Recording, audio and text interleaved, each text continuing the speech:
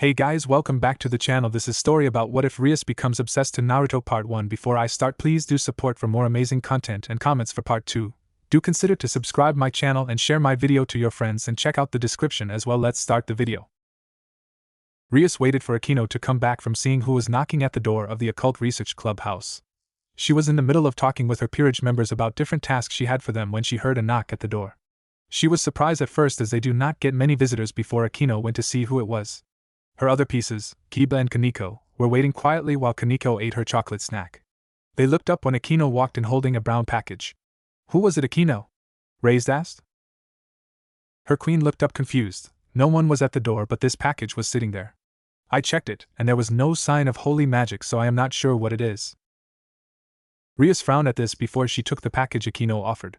She opened the box and pulled out a book. It was a pure black book with the title reading Twin Tales the Pure in gold writing. She read the title aloud in confusion, not noticing Kaneko glancing at her. She felt a bit concerned with anything that had a title of Twin Tale. Rias looked the book over and saw it had nothing else written on it besides the title. As she was about to open the book, Kiba said, "Bucho, there is a letter." Rias looked down and saw a letter sticking out of the box. She picked it up and opened it. She read aloud. Dear heir to the Gremory family, I hope you actually open my package, as it will bring some insight on the future of not only your peerage but to yourself. It is not a tale of future itself, but a possibility of what could have been. This is when a single powerful soul is introduced into the world and how it changes everything. Please read with your peerage, both old members and new members. I know you shall gain. Try and leave this book in your hands only, for the information, while different, can still lead to drastic changes in which terrible things may happen. I hope you enjoy. With best wishes, Amaterasu. Rias was stunned, and she was not the only one, as her whole peerage was silent. Akino was the first to say anything. Era, to think we got a gift from a goddess. So unexpected. Kiba looked up at his king. So should we read it? He was interested in what would happen, and he wondered he would find a clue on how to avenge his friends. No, Kaneko stated, not wanting anything to do with this. Rias, however, looked at the front of the book. If this says to be true, then while it might not be the same, it may still help her. This could point out possible peerage members she can add to her own. This could give her a clue on how she can get out of her marriage. This was too good to pass up as she opened the book. The others, though Kaneko was frowning slightly, sat around her as she started. Chapter 1, Rebirth. In an endless sea of colors and shapes, this space of the universe was known as the dimensional gap. A place that was so ever-changing that it was very much like looking through a kaleidoscope. Yet the colors were so vivid you knew you were not looking through such a thing. Instead, a person could only marvel at its wonder before dying. The dimensional gap was a place where the void was present, and any life forms without protection would die within seconds of entering this beautiful bridge between worlds. In this world there was only a single entity that could call this place a home, and at this moment she was calmly sitting down in the nothingness of the gap. She was Ophis, the dragon god of infinity, and she was currently taking the form of a young girl with long black hair. Her skin was as pale as the moon, but her gray eyes had such a cold life to them. Her clothes were black with frills, but did not cover her stomach or chest. She simply wore two X-shaped black markings over her to keep them hidden from the world. Instead of a skirt, shorts, or even pants, this goddess wore none other than simple frilly bloomers to cover her bottom. The group blinked hearing this. They've heard of the dragon god before, but they did not expect her to look like that. While a god, she is able to change her look, so it still stunned them slightly. Kaneko felt a small sense of pride here. Almost every powerful woman she has met all had large figures and big, even her king had a large bust. To hear someone even more powerful than them be considered to have a tiny figure much like her own was nice. She alone could call this place her true home, but she was currently not alone in this world that she enjoyed. Another being was with her, seemingly frozen in time with how they would not move a single inch. Not a breath could be heard from the one with her, and as she stroked this being's hair the colors started to fade away to reveal his form. This was a young man with the messiest of blonde hair, and his skin was like the sun had kissed him. He was young, looking to only be 17 years old at most, while also being average height for his age. The most unique trait about him was the 3 whisker marks that were on his face, seeing as they stood out from the rest of his relatively normal features that you would find on a handsome young man. He was well built, and his body was seemingly sculpted from the hardest of stone. Ophis ran her finger along the pectoral muscle that was showing through the young man's ripped clothes. Oh, Akino said, thinking of such a boy. Rias pictured it, and while there were no pictures she felt like the boy would no doubt good looking. This was Naruto Uzumaki, The greatest hero that the human race had been able to produce in the last 10,000 years. No others have been able to match him since the day that he had passed from the world of the living, and she had personally collected his soul. Since his passing, she had spent countless hours working to restore what remained of him to his former glory. For it was his final moments that had gained her interest in him. Naruto Uzumaki had been a ninja in his life. He had been a warrior that was trained to kill and die for his village, and he personally had been given a rotten deal in life. Even from a young age, he was weak and defenseless, but he never gave up. He grew and grew to almost impossible levels of power that was without true match to this day. Only the most powerful of angels, devils, and fallen angels could scratch the surface of his true power. Even if somebody did have more power than him, Office had little doubt that Naruto would still win any fight. He was a force that did not just rely on fighting, but truly connecting his feelings and understand to other. He could make even the most demented of men switch the two side of good, and in battle he could pull monstrously effective moves out of nowhere. When most people would give up, this human would strive forward and do the impossible. The group was stunned. A human did all of that. He was that powerful. Amazing, Kiba muttered, impressed at someone who was human to have such skill. Akino thought about it. This soul must be the one that changes everything. The one the goddess mentioned. Rias nodded and wondered if she would be gaining this Naruto as a member of her peerage. This human made an impression on her on the day of his death all those years ago, and because of that she had decided that she would restore his soul and give this man that had been dealt a bad hand in life a new hand. She was going to allow him to become a new man, or rather, she would let him reincarnate into a happier life. She did have her own reasons for this, but she knew that one day his power may be needed again. This human, whose potential had been underestimated, had never reached his full potential, and if he was to do that he would no longer need to be human. On top of Naruto's unclothed stomach was an orange object, a jacket. This jacket was neatly folded on it, and the design showing on the back was that of a circle with more circle inside of it. Under that concentrated circle were 9 teardrop-shaped magatama, with the entire design being in black. Each magatama was lined up 3 to a row, into 3 rows like a square. She knew that if she allowed him all his previous power in this new life, then he would grow too arrogant in his nature, or at least he would become a wild card. That was why when she was in the process of restoring his broken soul she took his greatest power from him and transformed it into an object. This jacket held his godly power that had killed a man that could indeed slay a god. The group was quite hearing this. He killed a man that could kill a god. I'd rather not go up against him, Kiba admitted. But he does not have that power, Akino pointed out. His power is now that jacket. I guess he will have to find it or something. Rias did not say anything as she read on, wanting to see this Naruto and who he would become. One day, this object would be made known to him, and he would slowly regain what he had lost. He would regain his powers that had made him into the oppressive man to her. This was his sacred gear, amazing tools given to human souls so that they could allow them to do great or terrible things.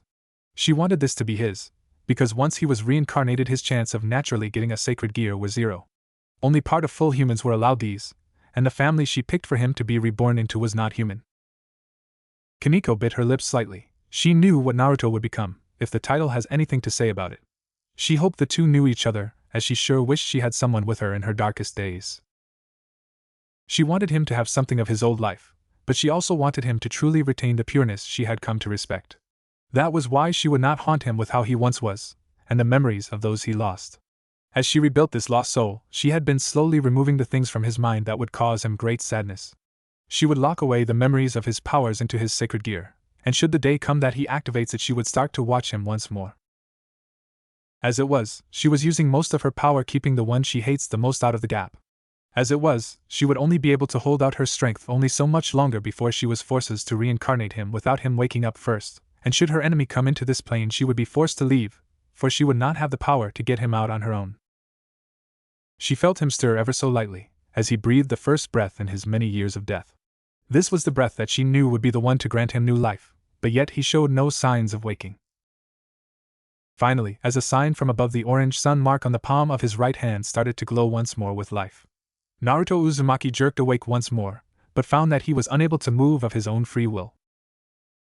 The group was on the edge of their seat waiting for whatever Naruto will do. Where am I? Naruto questioned weakly in his own mind, for he was without much of his memory at this time.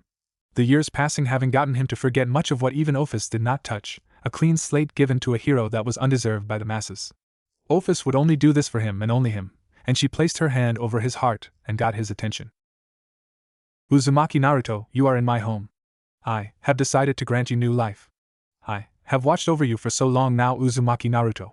You were a great hero once upon a time, Uzumaki Naruto, but you were not given the life you should have had. Opha spoke smoothly, not speaking any more than she had to. It is still nice of her, Kiba muttered, still surprised that the dragon god did all of that. Rias frowned, knowing that Opha also had a plan of her own for Naruto as well. She spoke what was needed to get the point across and not a single thing more. She felt a shaking hand touch the side of her face, before moving to her hair. Such nice hair, as black as night. Naruto spoke the only thing he could think of as he gazed up at her, his hand finding the strength to move for the first time in so long. His eyes went to the sun on his palm, but he found more comfort in looking at this beautiful girl's hair. Opha looked down at Naruto without showing her emotion, seeing as she made her hair this color because she liked the color black. Rias blinked here, after everything she says, and he focuses on her hair? Maybe he did not hear her, Akino suggested, getting shrugs. Uzumaki Naruto, this is why you are being given a new life. You are a champion that came before your time. I have seen your soul, and your soul will soon find happiness that you were denied. Opha spoke once more as snakes made out of the shadows of her powers came from her skin, and despite the texture looking like that of ink, they slowly crawled over Naruto's flesh and sank into his body. The jacket also glowing and sinking into his flesh as well, and right on the inside of the orange sun glowing on his palm appeared a second symbol inside the first one. Now that orange sun had a black infinity symbol inside it, the glowing sun and the black infinity. One fit him perfectly, while the other showed that she had a hand in his reincarnation. This was also her blessing to him, but would not become active just yet. Opha closed her eyes, before she felt Naruto start to vanish from her lap. Just as he fully vanished, she felt the barrier she had been keeping up break. The Great Red had invaded her home. Interesting, Rias muttered, I wonder how much will change with Naruto being here. How do you know he will be here? Akino asked. He could be anywhere. A feeling, Rias replied. I think Naruto will be a member of my peerage. The others looked at one another, they all thought the same thing. Will he really become a devil in their group, and what piece will he be? With Naruto. Kasan, look at them, aren't they beautiful? A young woman wearing a black kimono asked as she held two small babies into her large chest. Her pitch black hair fell down to the middle of her back, and her golden eyes glowed with love for the two newborn babies in her arms. Her pale skin had a hint of red on it from how much happiness she was feeling at seeing the birth of her younger siblings. The two black cat ears on her head were twitching in excitement, while her two tails were moving swiftly behind her in joy. Kaneko stiffened hearing this. That woman sounds a lot like her sister. It could be anyone, any Nekishin, no matter how rare we are. Besides, she said two babies, so it can't be her. But no matter how much she denied it, she had the feeling it was true. Each child in her arms were both beautiful in their own right. The one in her left arm was the older sibling of the two babies. This was on a cute little baby girl, and like herself she had cat ears coming from her head. Only these ears were white, just like the small tuft of hair on her head. Her eyes were opened and looking around everywhere, showing that they were a golden yellow color like hers were. Her skin was pale like Kuroka's, and her little white tail was moving like no tomorrow. Kaneko is still listening. It sounded like herself as a baby, but until she heard her own name she will not believe it. The second one, the youngest sibling of the trio, was a little baby boy. Unlike either sister, this boy had naturally tan skin, like he was born under the sun. 3 small whisker marks stood out on each cheek, giving him the look of a cute little kitten. His tail was wrapped around her forearm, and she saw that there was a small tuft of pure white hair on his head. It was white just like his sister's hair, but instead of a single color for eyes she noticed that he had 2 colors. Not 2 colors exactly, but she was able to see that one second they would turn blue, before they went back to a golden yellow. That's him, Kiba pointed out. I think we figured that out ourselves, Rias added politely. Kaneko took a deep breath, shocked to hear the hero of great power was a Nekisha like her, and if it was to be believed, her own brother. She tried to deny it, but the feeling was getting stronger now. The mother of these 2 babies was currently laying against the side of a tree, and she wore a blood-stained white kimono. Her skin was beyond pale, and her white hair fell down to her. Her dull yellow eyes peered out from her curtain of hair, looking at the children she had birthed with a weak smile on her face. She didn't have much strength left in her, and she was bleeding out fast. She knew that she didn't have long to live, but sadly for her she had not been able to get help fast enough to find a good place to birth her children. Kaneko stiffened hearing this. She never knew her mother, as she died giving birth to her. While she never knew her, she kept the tears from flowing. She still did not want to believe it, but if this was her mother, then she was a nekasha, which meant that she was a third-class citizen in the underworld. Most of the devils would ignore their cries for help, with very few truly helping them succeed in life. Sadly, they were also a poor family because of how hard it was to find a job in the underworld these days. Kuroka-chan, what are their names? Kaneko gasped softly, although Rias did one louder. Rias was stunned hearing that Naruto was the little brother to one of the most dangerous criminals in the underworld. Kaneko, however, focused on hearing her mother's last words. She did not know them at her birth, and she hoped her mother would be proud of her. The mother of the twins asked with a smile, knowing that her eldest daughter would pick out a good name for them. Kuroka got down on the ground and moved her mother's hair out of her face with a sad smile. She knew that she had been born with a weak body. Her mother had always been a rather weak person when it came to physical labor. She had nearly died giving birth to her a while back, so birthing another child, let alone two, was a death sentence to her. The other members of the group frowned sadly. They felt it was terrible that Naruto and his new family would be without a mother. This one is going to be Chiron because of her white hair, and how cute her little sounds are. I do not know what to name my little brother though. Why don't you name him Kasen? As your last act you should name him. Kuroka offered kindly to the dying woman, knowing that deep in her heart that she wanted to name at least one of the children before she passed on to the afterlife. Kaneko smiled softly hearing her mother naming her brother. There was no longer denying it, as her little newborn self was named before everyone here. She was grateful no one knew her real name, otherwise things could be uncomfortable for her. The woman moved her head up to look at the little baby boy, before she coughed out a glop of blood onto her stomach. She started to go into a coughing fit, and she got her hand up to her mouth near the end. Kuroka watched with small tears in her eyes at how her mother was dying in front of her eyes, but with her happy smile never leaving her face. She watched her mother take her hand away from her mouth, and she looked at the blood in her hand for a moment. She watched as the blood all around her hand began to move towards the middle of her palm, bending and moving along the pale skin until the blood touched in the middle of her palm. Her eyes widened when she saw the perfect name for her youngest child in her blood. She glanced at Kuroka, before she used as much strength as she could to move her hand up and show her oldest child what rested on her palm. A single design, something that had come at the perfect moment. The blood she had coughed up had formed the design of a whirlpool on the middle of her hand. Rias went wide-eyed. Naruto, it means maelstrom, a kind of storm or whirlpool. Akino smiled. Well, at least our hero still has his name. Not Naruto, he will be named after the most power kind of whirlpool, a maelstrom. Tell them that I don't regret giving birth to them. The nameless mother of three said before her head slumped forward and her arms touched the ground with a thump. This woman, who had used her final moment to tell her children that she loved them in her own way, had died in the middle of the forest with a smile on her face. Thus was a mother's love, to give her life for her children at the drop of a hat. She had been proud of herself in her final moments for having lived such a happy life.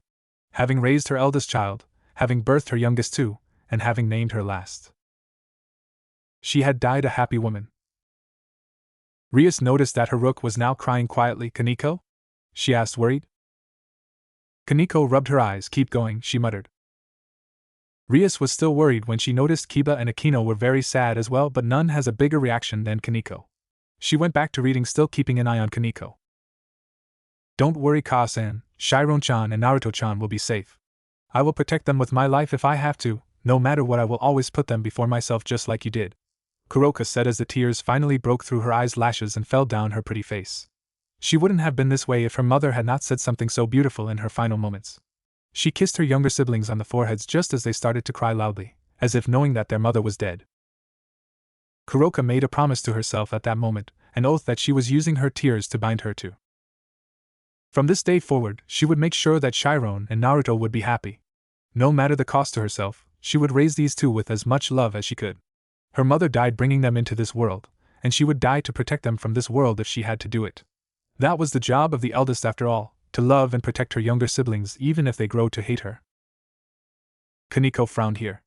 Her sister gave no such oath, as far as she knew. And even if she did, she broke it easily with what she did. Life would be hard, it has always been, but if they were a family, then maybe things wouldn't be so bad. There was a saying that true love conquers all, and what love is truer than that of the bonds made between siblings? And that's the end of the chapter, Rias said as she closed the book.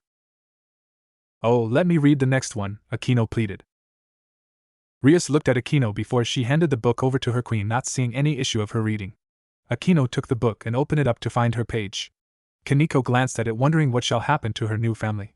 Will it be the same with her sister ruining her life before she was saved, or did Naruto change everything? Aquino smiled as she started. Chapter 2, The Deal. So called Grafia-tan.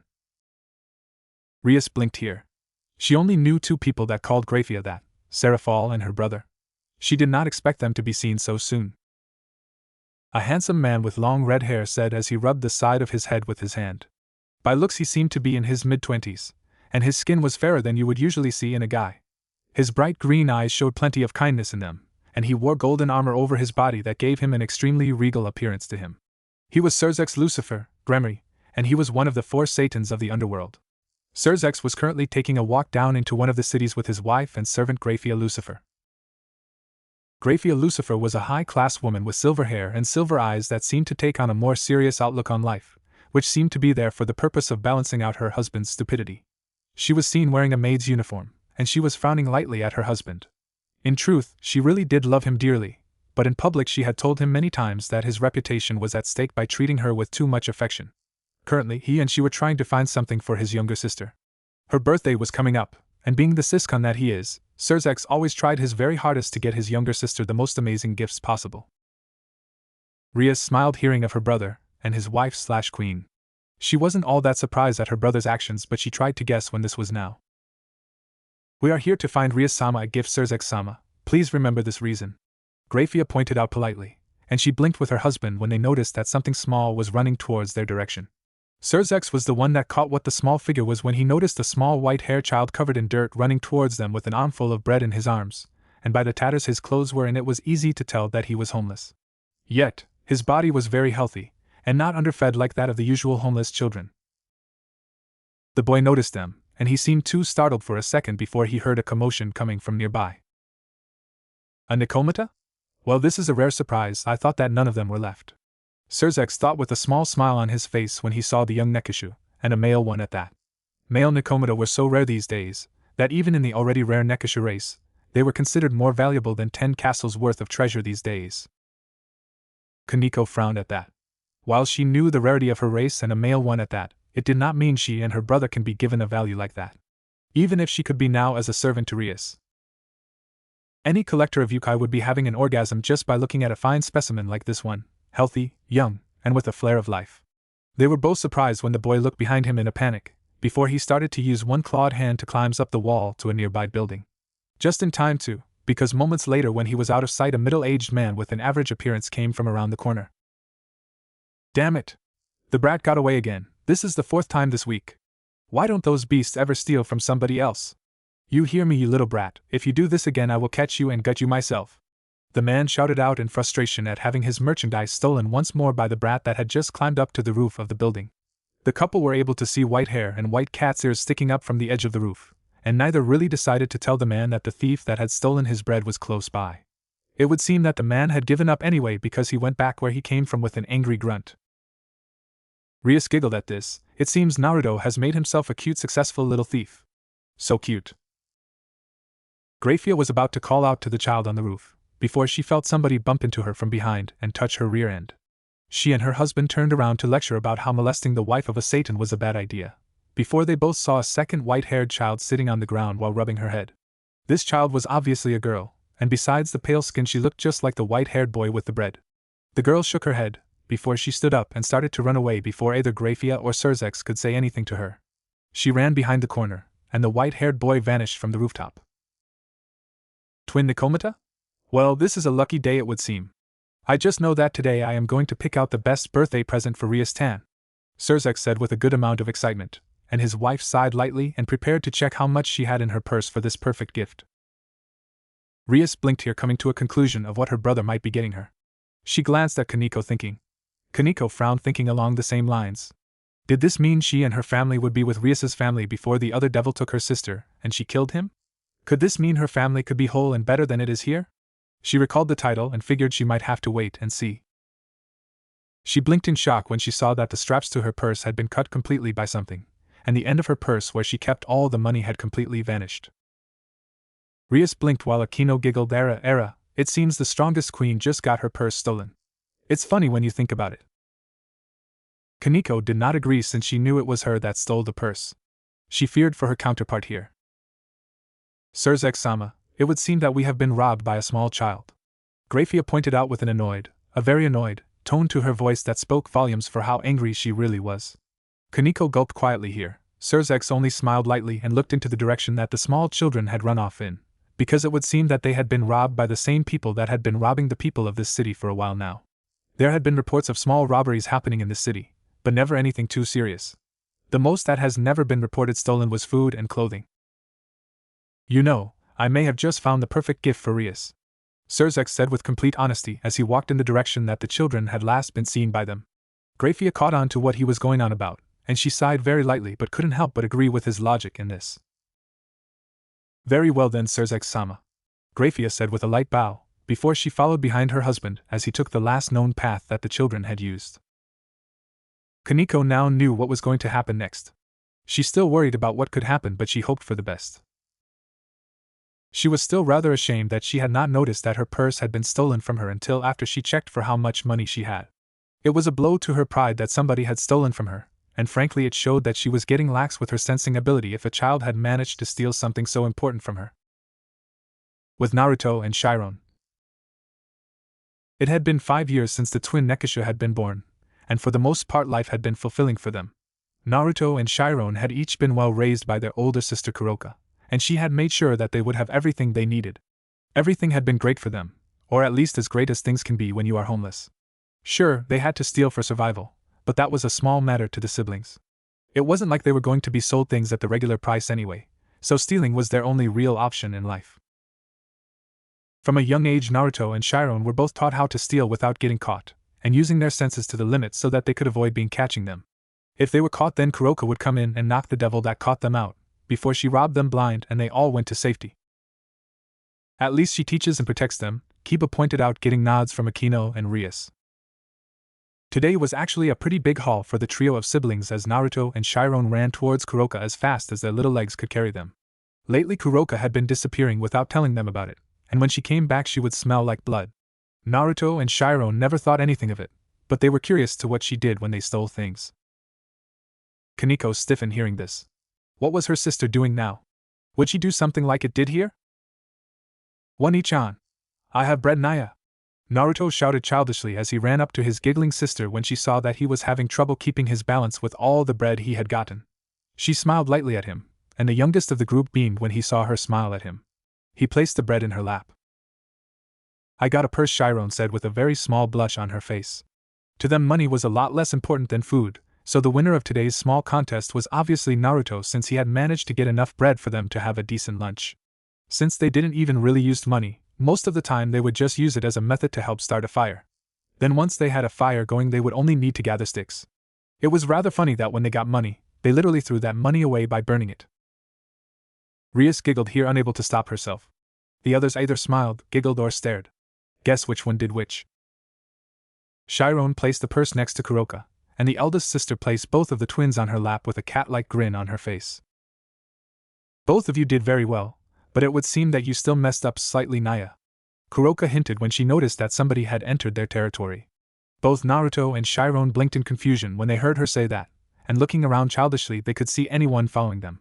Kuroka frowned when she felt how powerful both of the people that were nearby were, since either of them would be somebody that she would stand a chance against while protecting two children. She looked at the two children, before she smiled lightly and pressed them against her chest. Then her eyes sharpened and she struck both of her younger siblings in the back of the neck, knocking them both out before they could even react to her hitting them. She stood up and safely placed her siblings against the tree, before she stood in front of them with sharp eyes that pierced through the darkness of the forest they were in. Kiba frowned. He did not approve of hitting the two like that even if it kept them safe. From the looks of Rias's face she agreed too. There goes the element of surprise, her apparent enemy stated as she saw the current Lucifer and his wife come out of the shadows now that they were obviously caught. He had a sheepish expression on his face, while his wife placed the tips of her fingers against her head while shaking her cranium slightly to show what she thought of her husband ruining the element of surprise. I didn't sense your power, I smelled you out. Not even you can hide your sense, Satan, read Naya, and my sense of smell is too powerful for you to trick, Naya. Kuroka said with a frown on her face, her danger senses not going off yet for some reason. Rias smiled. While her brother was many things, he did not attack randomly or without reason. It was like somewhere in her she didn't register this guy as a threat, or at least that he wasn't going to attack them in cold blood without letting them put up a fight. That, or he liked children and didn't want to kill the one raising the two children behind her. That too, Rias thought, agreeing with Kuroka. It seemed strange she agreed with the criminal, but she figured this was before it happened. Nekashu it is then, I can't sense you at all. Grafia pointed out as she tried to sense for Kuroka's aura, but was surprised when she found nothing. She could feel the aura of the two knocked out children, but the aura of the one standing in front of them was so well hidden that it was like it wasn't even there at all. They weren't being suppressed either, but it was like they didn't even exist. You noticed me hiding my aura with Senjutsu then, no surprise there that the strongest queen would be able to tell that I was a Nekashu Naya. That leaves one question though, why are you here? Kuroka asked with narrowed eyes, her yellow eyes glowing with power waiting to be unleashed. She could take out the silver-haired devil, but not Surzex. Rias was surprised to hear this. She knew Kuroka is powerful and dangerous, but to think she could defeat Grafia? She did not know if that was true or not, and she did not want to know. A Satan-level opponent would be far too much for her to fight at this moment in time, but an ultimate-class devil was just in her range of ability. One good hit was all she would need. If she would get that hit remained to be seen. Now, don't be so hostile. We don't want any trouble, but we do need to get our money back, Surzex said with a silent wish that nothing got started over this. He didn't want to get the little kids to get hurt in the conflict, so he would try and play the mediator. He could already tell that Kuroka's and Grafia's opposite personalities would create friction between them. In the last few years, it had been confirmed that Kuroka had been killing dozens of devils around the area for some unknown reason. He guessed he got his answer from how she was defending the two smaller children behind her. Kaneko blinked here. Her sister was killing devils to protect them? She did not know how she felt about that. She wondered if her sister felt the same and would have protected her. She did not know, nor did she think she could handle the answer.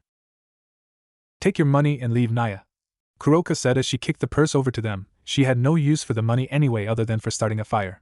Grafia caught her purse, before she looked to see if it could be fixed. She sighed in relief when she realized that her purse would have to be repaired, but it was fixable. Kuroka's eyes narrowed when she saw that neither of the devils were moving from their spots, and they didn't look like they were about to leave either. Thank you for returning that money, but our business isn't finished yet. You see, we couldn't help but notice that these two had to steal to live. I will be honest with you when I ask you if this is the kind of life you want them to live, Surzex pointed out with a small wave towards Naruto and Chiron. Kuroka charged at Surzex with rage in her eyes, before she jumped back when she noticed that he was leaking out his family ability. The black and red power of destruction that originally came from the Bale family, but was later obtained when Lord Gremory married a woman from the Bale family. Such a power was just as deadly at her senjutsu. Both were pretty much one-hit kills to most opponents that didn't have experience fighting against it, or very high resistances. She was not ready to fight something like this, not without a plan for it, that is. Rias was on the edge of her seat, as was Kaneko. Both were worried, but both for slightly different reasons.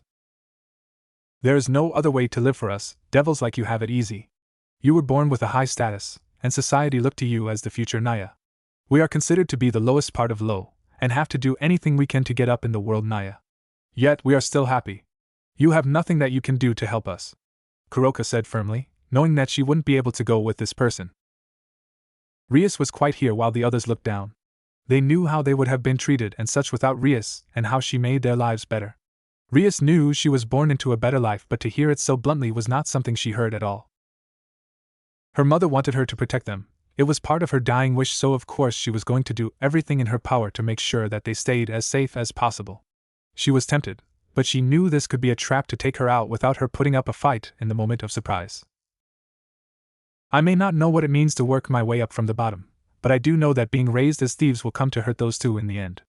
They are innocent kids that have a hard life, and I want them to escape from that kind of life. You are no doubt a good sister to them, and I am not asking you to give them to me.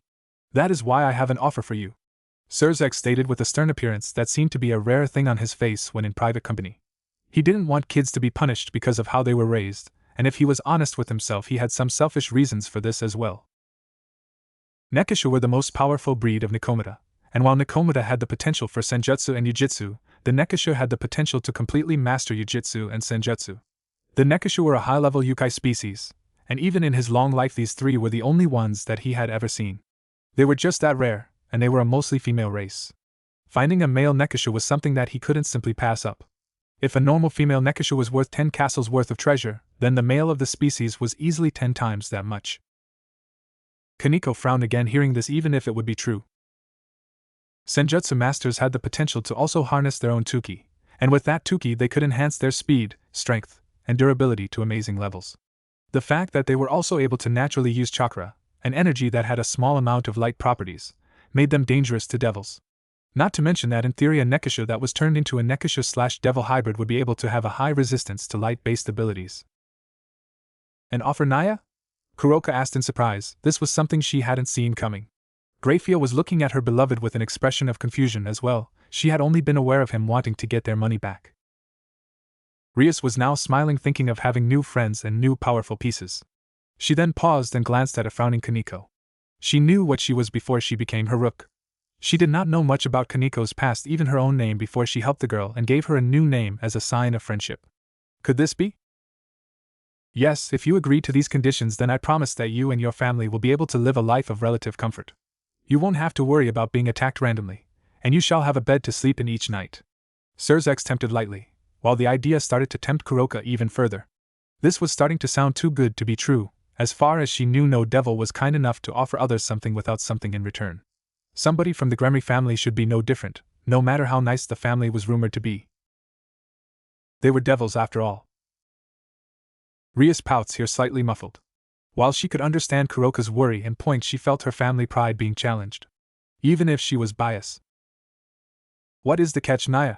Kuroka asked with her arms crossed under her impressive rack, and Surzex nodded slightly at how she wasn't falling for how tempting he was trying to make the offer seem. Simple, you will work under the Gremry family as our personal spy.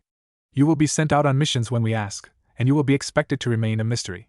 That means that if you are caught, the Gremry will deny having anything to do with you. My family will cut all ties with you. The second thing is that I would like for your siblings to become a part of my Riastan's peerage when she gets her evil piece set. Surzex stated with a small smile on his face. Getting Rias 2 potentially amazing pieces would be an amazing gift for her birthday, not to mention the fact that the family wouldn't have to steal anymore unless Kuroka was ordered to do that. The 2 children would get a friend that was only 2 years older than them, and Rias would get 2 rare friends/servants/pets depending on how she saw them. Kaneko looked up at Rias, who was smiling kindly at her. Kiba looked between them, trying to understand why, while Akino was focused on the book. Kuroka was torn between choosing her own desire for a free life, or the safety and happiness of her younger siblings. She could trade away all of their freedom for a happy life that wouldn't be completely filled with danger, or she could tell Surzex to stick his offer up his ass and potentially damn them all in the future. They were Nekashu, a near-extinct species of Nikomata. They were most likely the last of their kind, and if they died out, then that was it for their race. Not to mention, if something happened to her, then nobody would be there for her precious siblings. It was a gamble. She could do this and make sure her family was safe, or toss the offer away and throw away this chance of safety. The choice was obvious, but she just didn't want to make it. She had sworn on her mother's unmarked grave that she would protect her siblings no matter the cost to herself. She said unmarked, because if anyone discovered that the grave held a Nekashu in it, they would break it. It was easier to have the location memorized than to rebuild it every time they went to visit. Naruto-chan, Shiron-chan, forgive me for what I am going to do, Kuroka thought in her mind as she took a breath to calm herself. With determination in her eyes and a heart that was prepared for her siblings' anger, she gazed at the devils and decided upon her answer. She was placing everything on the line with her choice. She hoped that her mother could forgive her. Rias smiled at Kaneko, who looked down. She knew what would happen next.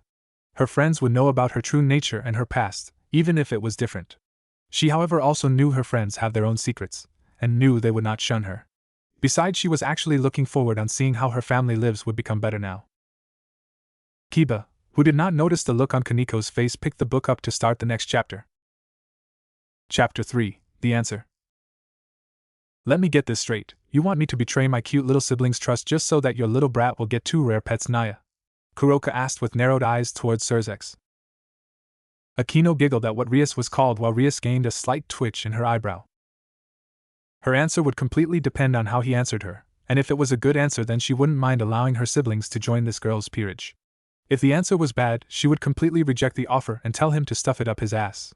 Grafia was looked between the siblings with a cautious gaze, making sure to keep her eye on the sleeping siblings just in case they woke up. Huh. Oh. You misunderstand. You see, if I just took your family and then there would be many political responses to this. You see, my little Rias doesn't really have any friends in her general age group, and I think the same could be said for your little ones. Rias blinked, hearing she had no friends. Maybe this is before I met you, Aquino. Her queen thought about it. It would make sense as they are around 5 and you would still be quite young. If they become hers, then they would automatically get the protection of the Gremory family. You will be paid for your services, and it isn't like they will be treated badly. You can see them anytime you want to, but they will belong to Rias. I just thought it was sad that the last family of Nekashu had a bad life, and this is an offer that benefits us both. Serzek said with his hands waving in a way to keep her cool. Yes, he wanted to give the twins to Rias as a gift that would one day become powerful servants, but it wasn't like this was a completely selfish desire of his. It does sound like it, and pretty much any other devil it would be that way, Aquino said, thinking about it. He figured that the twins would be able to play with Rias, and as they grew up together they would be less likely to be seen as servants. They would be like family to Rias, because the Gremory in her was strong. She would just love to have 2 little friends to play with and watch anime with. Yeah, he blamed himself for that one. He brought her back one DVD of Sailor Moon, and then his little sister starts her road to becoming an otaku. The others blinked here. Rias was sure she was not an otaku, even if she liked some anime humans came up with. Aquino giggled, imagining what Rias would be like as an otaku. Oh, I hope we would be able to see a picture of it or an extreme example. Kaneko and Kiba shook their heads as they cannot see it. I will be paid Naya. And they won't be hurt? Kuroka asked with a quick glance at her siblings. She wasn't as worried about Naruto getting hurt, because he was a tough little guy. He could take as much punishment as he possibly could and then come back for more. Those times she watched him secretly train with that strange jujitsu of his proved that he could take a hit when his own moves backfired on him. Not to mention he had an amazing healing factor, and a very high amount of chakra in his body. Kiba whistled. Must be because of his reincarnation. I don't see any other reason he could be as strong. Makes sense, Rias added, but she was excited. If Naruto was already this strong, then we should have a good member for her peerage. Kaneko agreed, but she was worried. She feared for her brother would try and train in senjutsu, and what could happen if he went mad like her sister. Chiron, on the other hand, wasn't nearly as strong, but she seemed to have an amazing ability when it came to learning. She didn't want them getting hurt, but either way avoiding pain was impossible. They will be hurt eventually. If they were to join her peerage, then they would no doubt go through a raiding game. If they were to do that, then they would get hurt. It is very rare for anyone to die in a raiding game though, and a great team of medics is usually there to take care of injuries. Can you say they won't be hurt by the people that placed a price on your head, Kuroka the Black Hellcat, or how about Demon Cat Kuroka, because eventually people will come after them to get to you? Serzek stated in a matter-of-fact voice, while Kuroka winced. Already she has a bit of reputation. Rias muttered, seeing how that changed. Unless she already had that nickname before becoming a devil. She had a lot of enemies that would just love to get their hands on her siblings and do unspeakable things to them if it meant hurting her. Almost nobody among her enemies would dare mess with one of the still standing 72-pillar families. Doing that was akin to suicide in most cases, and messing with the Gremory was something even she wouldn't do. The Gremory was the family that had managed to gain the Bale clan's power of destruction, and in this family were 2 confirmed users of this power. The mother of the 2 children, and the man standing in front of her. One of the 4 Satans, and the one that was considered to be one of the most powerful ones. Then there was his wife, somebody that was nearly on par with a Satan-class devil. After that was the fact that the Gremory family were allied with the Citri family, and if you messed with the Gremory you were messing with the Bale. The Bale were considered the most powerful family in the underworld. Not to mention that the Citri family also had a Satan in it in the form of Seraphal Leviathan. In the end, it was a very poor choice to mess with the Gremory. That was akin to taking on 3 Satan-class level devils, the Gremory family, the Citri family, the Bale family, the power of destruction, as well as any secret weapons they had that weren't well known. When you think about it, you really don't want to mess with your family, Kiba said, to which Rias nodded, knowing this fact. Basically, only those with death wishes or those that were sure of victory would even dare to take on the Gremory with how much backup they had. Think carefully, Kuroka-san, or you may make a choice you will regret. With the backing of the Gremory, your siblings will have better lives. One day if they ascend through the ranks they can own their own land, and will be able to gain political power that a Nekashu has never had before. Can you really hold them back from getting a good life because you don't agree with the methods? Or you want to selfishly keep them to yourself? Grafia questioned with narrowed eyes as she gave Kuroka a bone-chilling look that sent guilt right to the depths of her soul. The way they were talking was making her feel like she was the bad guy for wanting to keep her siblings to herself. If they were speaking the truth, and her abilities were saying they were, then Chiron and Naruto would be much better off living at the Gremry Castle. They could have a great life, and one day they could gain a greater amount of freedom despite the fact they were going to be pretty much slaves for a while. Kaneko was quite thinking. She would not deny her life is better with Rias, and she did not have to worry about anything. While she knew this, she was not sure how this version of her will take it. Hearing the argument made sense to her, but this version was only 5 and might not take it as well. Nekisha lived bad lives because of the danger devils considered them, but if they gained a high status, then they would be proving that Nekisha meant devils no harm. Their race would thrive, and be reborn once more.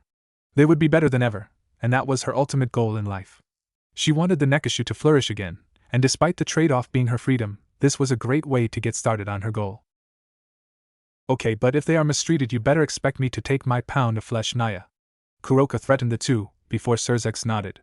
If anyone ever hurt Rias, he would be very much the same way, so he could understand exactly where she was coming from. Rias pouts here but did not deny that her brother was a bit overprotective of her, and would go after anyone that hurt her.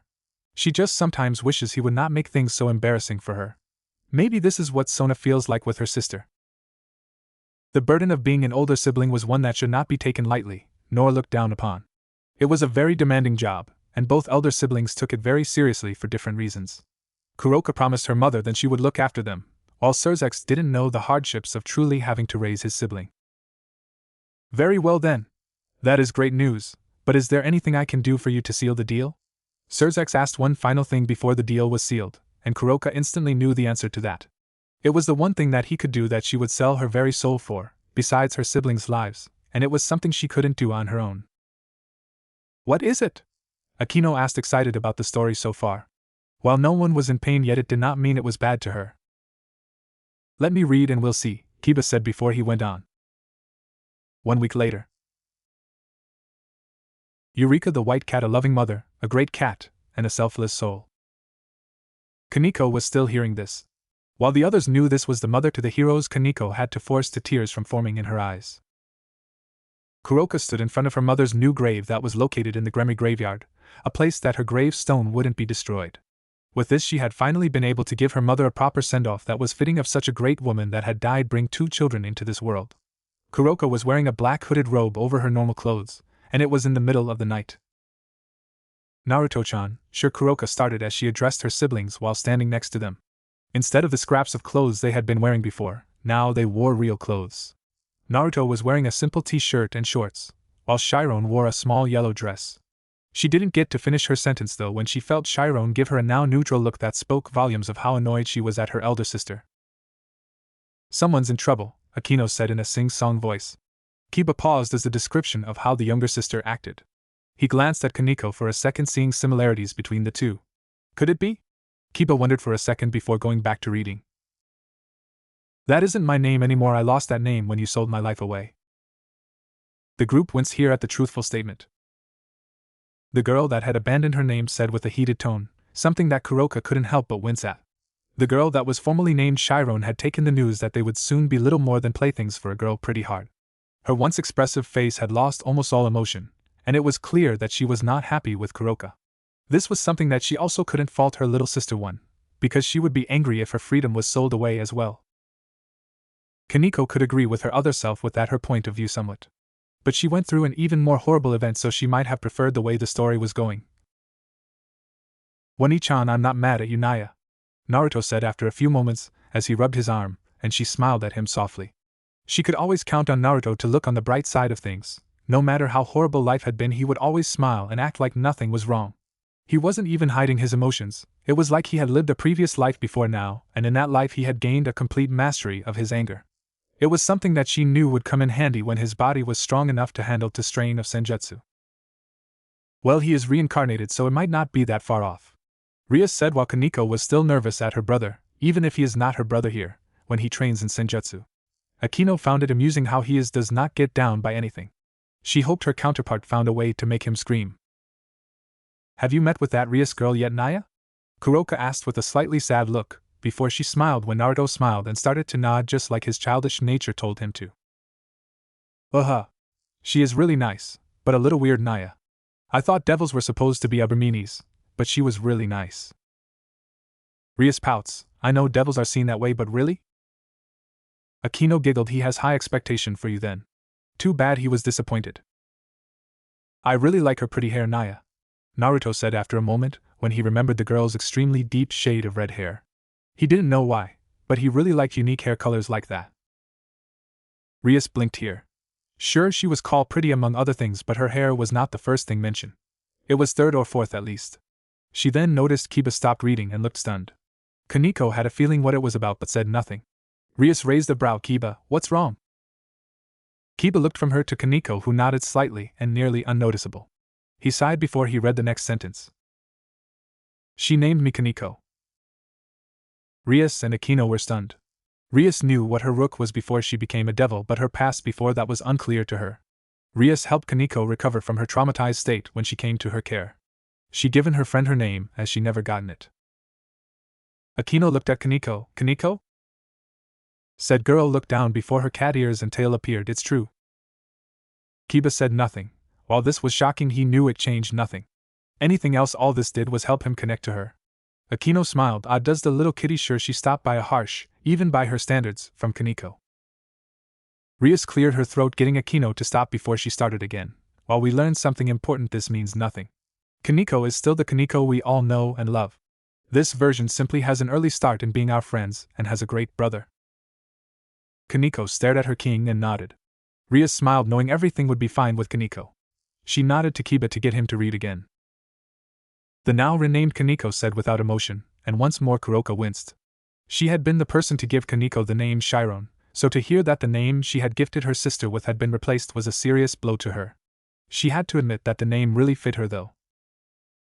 Kaneko and Rias nodded together as they agreed with this. She doesn't put Naya at the end of her sentences anymore. She must really be angry at me. Kuroka thought sadly, before she felt like slapping herself when she saw Naruto's face fall as well. She didn't know why, but Naruto was very sensitive to people's negative emotions. If she felt sad, then that sadness would in turn affect Naruto. She had no clue why, but he seemed to have some very strange abilities that would seem to randomly pop up sometimes.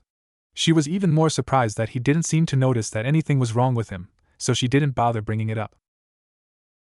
Rias-chan says that she is getting her evil peace thingy next year's, and we can join her pair peerage then, Naya. Naruto explained with a light smile on his face when he noticed that Kuroka had cheered herself up. Kuroka was actually happy that her siblings had almost a whole year before they would become a part of Rias' peerage. So this is before I met Akino then? Rias thought as she got a better glimpse at a timeline. Akino giggled, thinking how a small Naruto trying to pronounce peerage was cute. She just wanted to hug him so hard it starts crying in pain.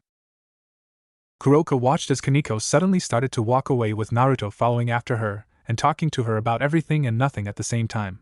Kuroka looked at her mother's new grave before a tear fell down her cheek.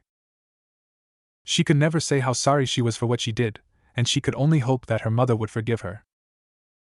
Kaneko was quite here as she had a moment for her deceased mother. The others felt the mood and was quite as well. Kiba marked the book before closing it. He slowly held it out to Kaneko. Kaneko, would you like to read?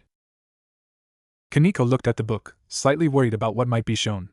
Her biggest secrets were already shown now, but she did not know what changes would happen and what her family would do. Finally, after a few minutes, she gently took the book from Kiba and opened it to the chapter he stopped at. Chapter 4, The Queen. Akino could not help my giggle here. Era, it looks like I come into the picture now.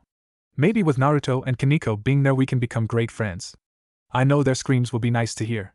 Pity we can't hear the voices. Kiba and Rias gave her deadpan looks like Kaneko ignored her as she started. It had been 5 years since Naruto and the newly named Kaneko had been given a home at the Gremory Castle. These 5 years had been good for the small children of now 10 years old. They were well fed, and their owner was truly a very nice girl.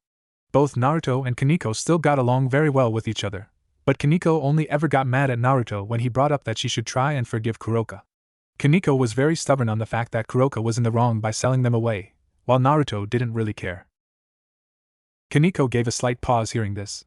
She did not know what to think concerning her sister with what she did. Part of her was happy her sister did not cause her the trauma she knew before Rias, but the matter she would still be betrayed still hurt slightly. Right now though, Naruto was sitting in the garden on the Gremory Castle with one Rias Gremory. Rias was a very young, for a devil, girl at the age of 12 years old. Her red hair was a little bit lighter than her brother's, but still being a blood red shade of crimson. Her skin was a healthy pale thanks to her heritage, and she could pass off for an English woman thanks to her skin color. Her eyes were a warm green color that Naruto found just as pretty as her hair. Rias could not help but giggle here while Kaneko frowned, feeling a strange feeling she did not know. And finally, as the daughter of a Gremry and a Bale, she had inherited the power of destruction just like her elder brother. Right now, though, she was wearing a black dress that went down to her thighs, and her groin were pressed up against the back of Naruto's head. Ah, so cute, Akino cooed, keeping him in your lap like a teddy bear. The fact he is pressed into your makes all cuter. Maybe play with him a little, making him think perverted thoughts. Rias sighed, enough Akino. Beside, I doubt they would do anything. And the fact my are against his head is more size difference than anything else. Akino just giggled as Kaneko went on. This was their favorite bonding activity to do together. Naruto would sit in Rias' lap and use a small watering can to water their own little garden, while she would just enjoy holding her friend.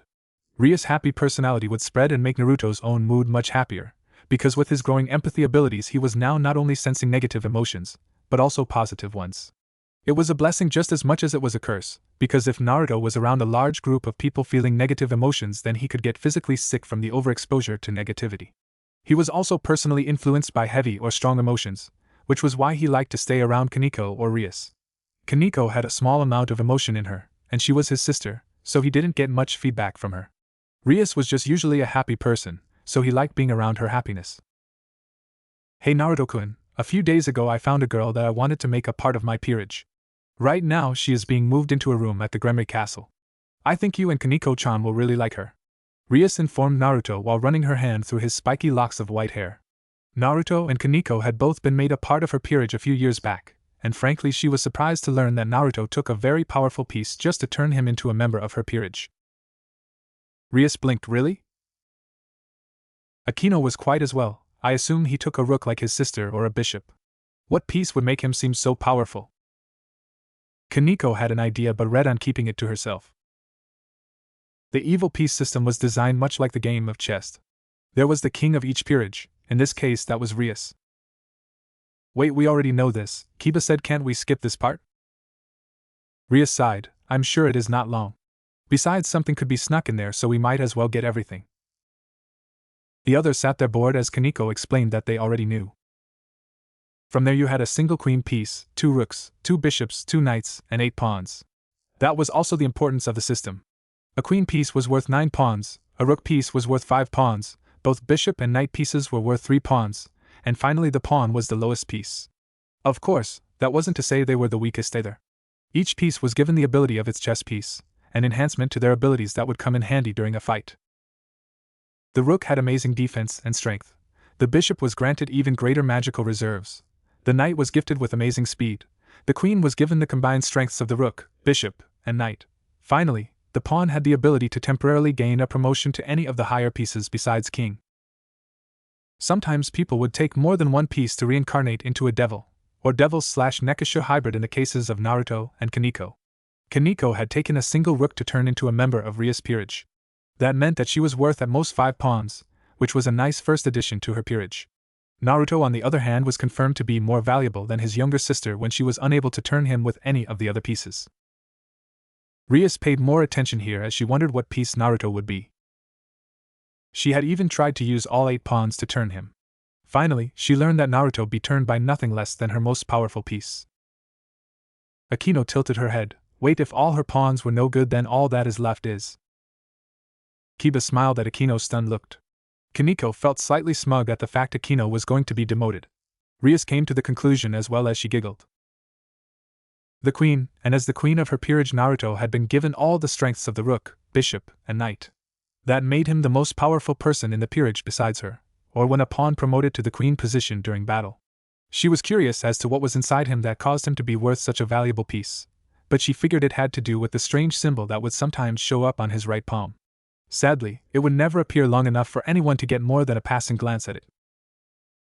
Akino was still stunned at the fact she would not be the queen, while Kiba said, well, he was reincarnated, and has a lot of power in the form of a sacred gear, so it is understandable.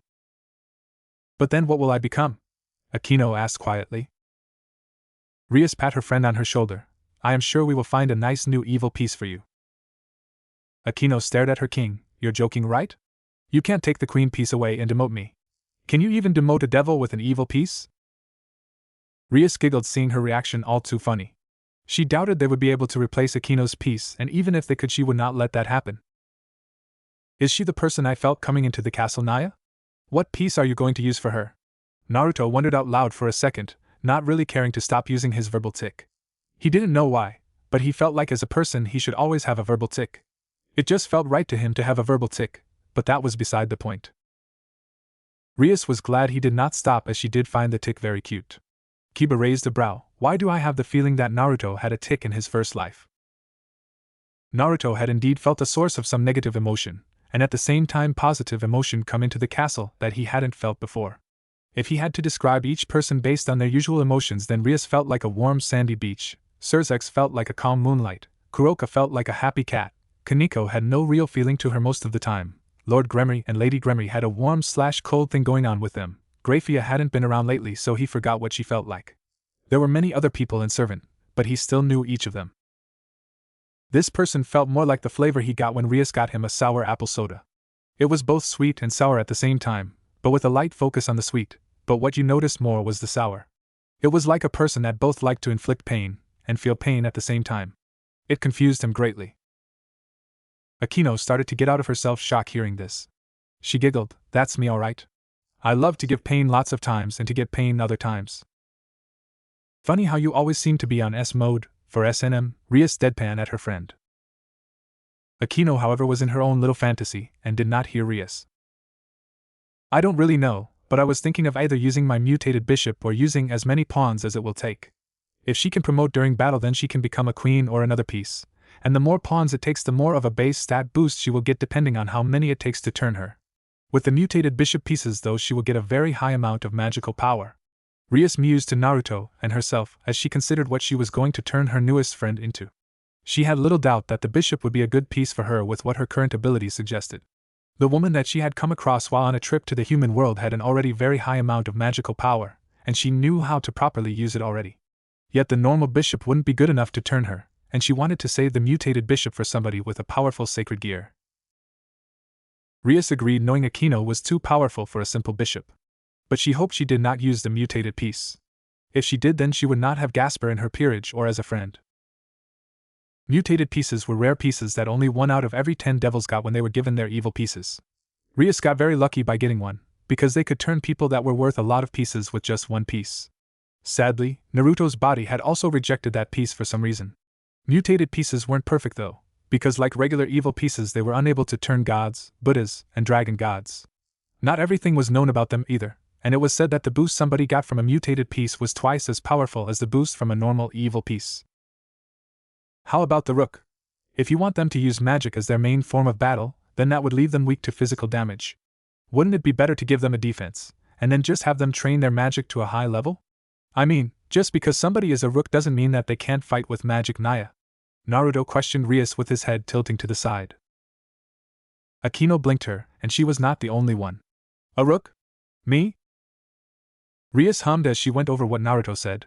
Well, Naruto makes sense, and since you can't be a queen, it is a good second option. Besides, think of it this way, you could suspires people as a rare Rook that can use magic. Akino thought about it before she giggled. Yes, I can see their faces. The shock before they get all so wonderful pain. Plus, as a Rook I can almost as many hits as a queen, and I can also get up close to cause pain hand to hand and with magic. I would be able to hear their screams and see their pain up close that way. The group's sweat dropped seeing Akino in another fantasy with a blush on her face. Kaneko ignored the queen and went back to reading. He never understood why people seemed to think that just because somebody was physically strong because they were a Rook that they couldn't fight mainly with their magic. After all, you could make your magical talent grow by training with it hard enough.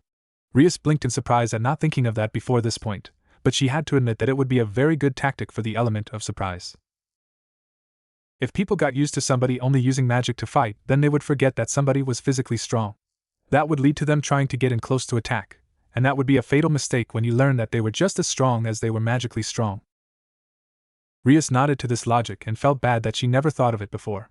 She still had one Rook, so she might be able to do that here as well. I really like that. With a Rook being worth 5 pawns, there is also the chance that it will be enough to turn her. Very good idea, Naruto-kun. Rias praised Naruto while she started to rub her cheek into the top of his head, and he was grinning with a peace sign at how his idea was a good one. He started to water the recently planted rose bush with his watering can, and as he began whistling he felt Kaneko close by watching them while a slight hint emotion flared for a moment too brief for it to register to him. At first she had gotten rid of her emotions because of how betrayed she felt when she learned that Kuroka sold them, but now she kept her emotions away because this was her way of protecting Naruto from being forced into feeling her emotions. Kaneko stared at the passage wondering what that meant before she read on. She thought that if she didn't visibly show her emotions then Naruto wouldn't be affected by them, which was somewhat true. It was easier for him to feel emotions that people were showing, but it was almost impossible to truly hide them from him. That was why it was almost impossible to get the drop on Naruto, because he could sense everyone's emotions if they were around him. You might be able to hide your energy signature from him, but if you felt even the slightest bit of emotion while in his range then he would know you were there. Yufufufu, so this is the boy queen you mentioned, eh? A feminine voice called out from behind them, and while Naruto wasn't surprised by the sudden arrival, he had felt her coming. Rias almost jumped when she heard that laughing. Naruto hopped out of Rias' lap, before he turned around to see who it was while Rias dusted herself off. Naruto was able to get a good look at the person in this time, and he had to admit that like Rias she was pretty. Akino smiled, he is such a flatter. But boy queen? Not bad, but I think I can think of something better than that. The person that had entered the garden was a young female around Rias' age with long black hair that she had kept up in a ponytail that was wrapped with an orange ribbon much to his joy. By long hair he felt long, because you could see that even in a ponytail her hair went down to her knees. She was wearing traditional shrine maiden clothes that showed that she was already well developed in the chest area, and her skin was paler than Rias it would seem. Her eyes were a seductive shade of purple for some reason, and he could see that she was the kind of person that liked to tease others. This boy queen is called Naruto. What's your name, Naya? Naruto asked with a friendly gesture of introducing himself first. The girl didn't get to answer because Rias decided that it was her job to introduce members of her peerage to each other. She would get Akino and Kaneko to meet each other later when Kaneko was willing to talk to Akino. She had a hard time warming up to people after all. Akino sighed. Yes, you were like that, Kaneko. But still this brother will be so much fun to tease as well. Kaneko gave a slight glare before reading. This is Akino Himejima, and she wants to become a member of my peerage. I met her in the human world during my latest trip there. Akino, this is the queen of my peerage Naruto, which makes him the second in command when I am unable to order commands. I hope the two of you can get along, Rias said while grabbing Naruto's hand and pulling him towards Akino, and then she grabbed Akino's hand and forced the two of them to shake hands. Naruto smiled while shaking hands, but then he felt a really brief sour feeling coming from Akino when a small grin spread across her face. Oh, he and I can get along really well, Akino commented with a sensual lick of her lips, and Naruto looked away from her while letting go of her hand. Her teasing had gotten to him, mostly because he was only used to his older sister teasing him. Sadly, Kuroka had been on a secret mission for the last year, and he had not seen her in a while. Rias blinked, remembering the deal her brother made with Kuroka. I wonder what she is doing for him. Kaneko paused, hearing more of her sister. It has been years and she tried to forget about her and the pain she caused. It hear her so often will be hard to Kaneko. Maybe Rias won't mind her sleeping in her bed with her if it was too much to sleep tonight. He moved behind Rias so that he couldn't see Akino and get teased more, while she covered her mouth with her hand and giggled again at the first teasing. Rias summoned her remaining rook piece and held it in front of Akino. So Akino, how would you like to become the second rook of Rias Gremory? Rias requested with a small smile on her face, and Akino nodded lightly with her smile showing what she was truly feeling on the inside. Naruto smiled behind Rias with the back of his head pressing against her back, and his tail wrapping around her leg. The peerage of Rias Gremory had grown from 2 to 3. Kaneko closed the book, happy it was over. Akino pouts here, still slightly upset she would no longer be queen. But the ideas she kept getting was starting to make up for it. She grabbed the book from Kaneko. My turn. I want to read and see what kind of pain I get to cause. I hope Naruto has a nice scream. Pity I won't be able to hear them. Naruto sighed as he sat in the middle of a group of girls that just wouldn't leave him alone, not that he really minded the attention that much. This was actually a good thing because many of these girls around him called him cute and brought him sweets. So in the end he would act nice and polite to the girls, not that he had a choice with the fact that Rias was making him come to this place 5 days a week. In the past 5 years since Naruto had met Akino, a lot had happened to the Gremory group as they had been nicknamed for some reason. The first thing that could be pointed out was the fact that Rias had gotten 2 more members of her peerage to join up, both of which had no choice in the matter with how they were either dead or on the verge of death when she found them. Now she had a knight and a person that she used her mutated bishop on. Rias smiled sadly thinking of her friend Gasper. Kiba smiled as he was finally in the story. The first had been Rias' new knight Yuro Kiba, who she personally named. He was a taller blonde male with gray eyes and light skin, mostly because he was born in the West. Rias had found him dying in the snow for some reason that he wouldn't go into. She had really scored when she got him for the reason that he was a human that was born with a very unique power. Yuto had not just one, but two sacred gears in his body. One was the ability to create demon swords thanks to the sacred gear sword birth, and the other could create holy swords thanks to the sacred gear blade blacksmith. With his speed boost thanks to him being a knight, his sword abilities would be greatly enhanced. A real treasure for any peerage if you could train him correctly. Kiba sighed hearing this as it felt a bit redundant but said nothing. The second addition was a young damper, who was born of a human mother and vampire father, named Gasper Vladi.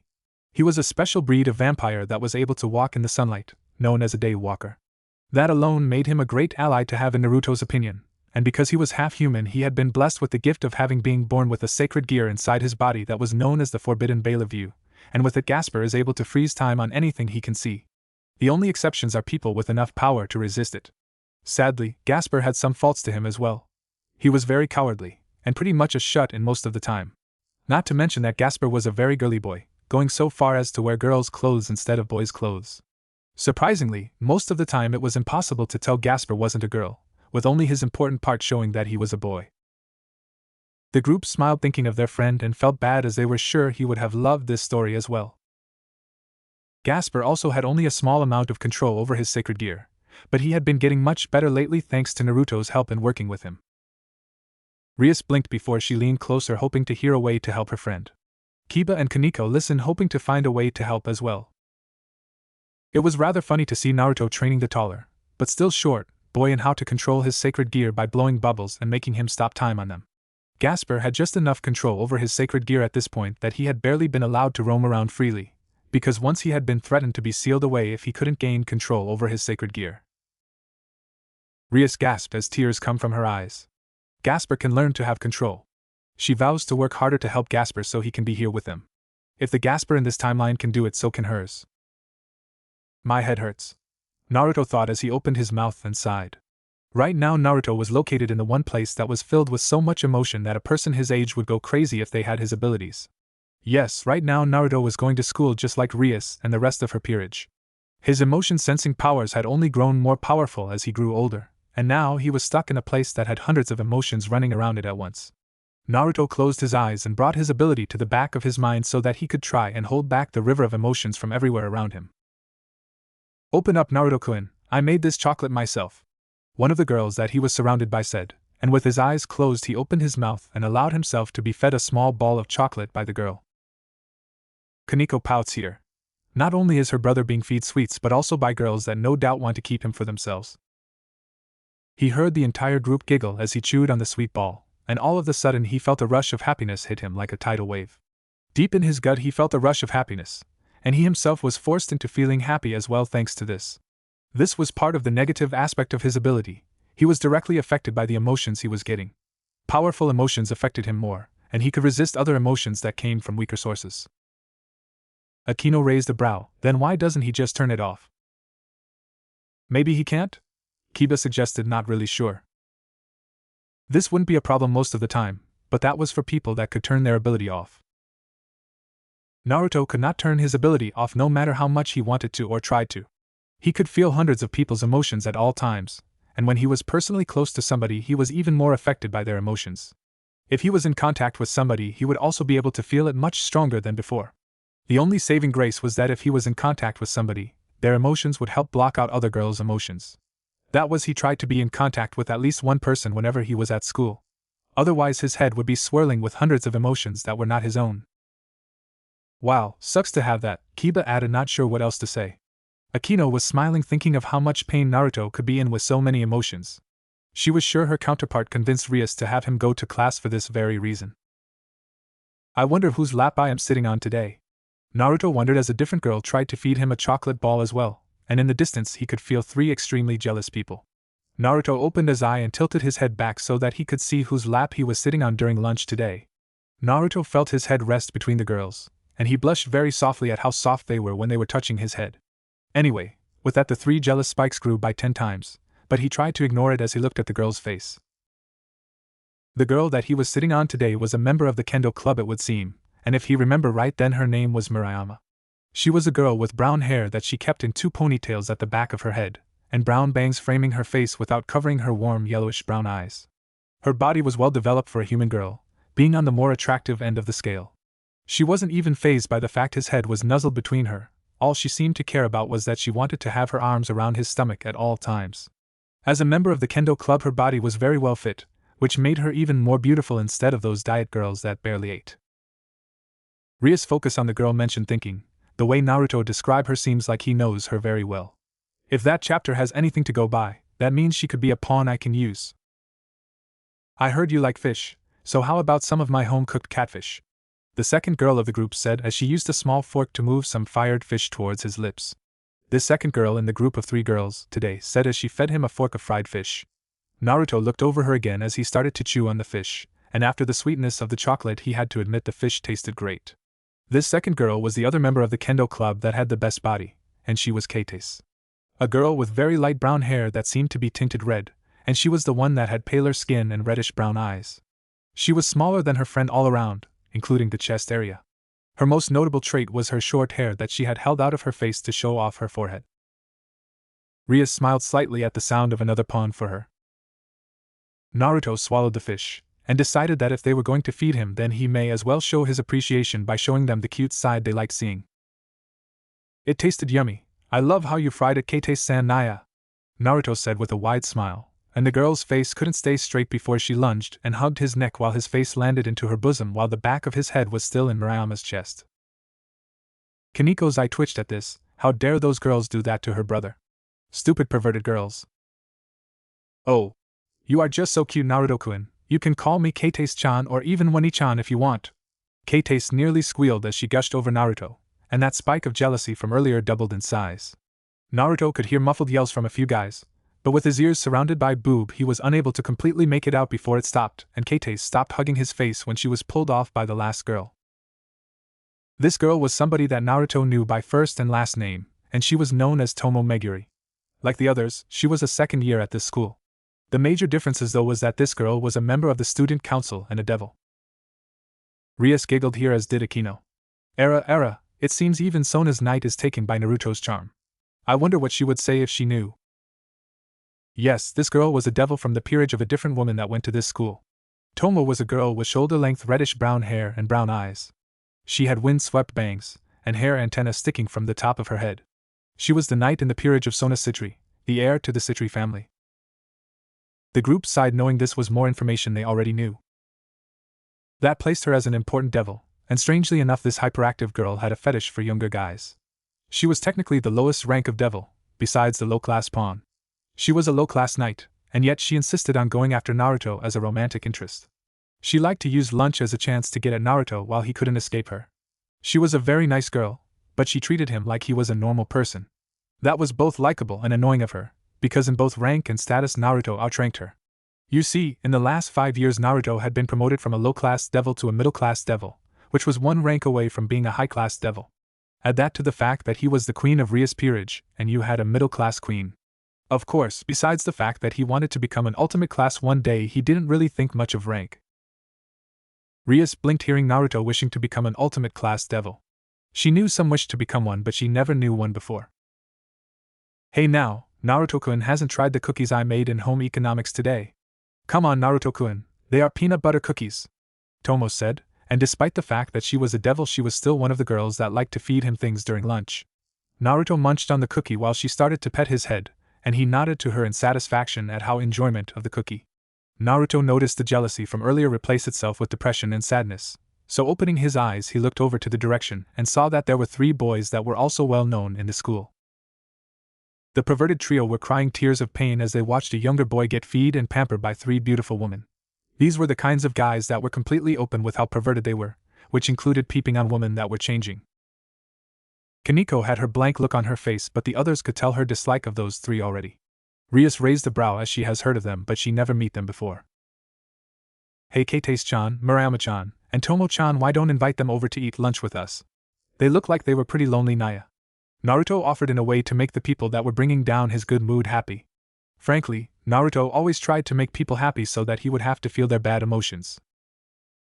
Kaneko felt that her brother was being too nice, as she did not want those 3 perverts to infect her brother with anything. The girl's face darkened right away when they looked to see who Naruto was talking about, while the boys were looking at Naruto like he was their savior or something. You would be better not to let their filthy perverse thoughts infect you with whatever diseases they have, Naruto-kun. Those are the perverted trio of idiots. They peep on girls and read porn in class. Kate stated as she and her kendo friends sent death glares at the 3 boys, who now had their heads down on the ground again. Naruto closed his eyes, before he opened them again, and used his own silver hair and yellow eye combination to make himself seem even more like a pouting kitten. But if you protect me, then I won't get INF infected. Naruto pleaded lightly, seeing as perverts didn't really bother him that much. He was going to have to punish himself for using his cuteness to get his way, but that could come later. Now that is playing dirty, Kiba muttered, knowing those girls, even the one that is a real devil, would not be able to resist that cute look.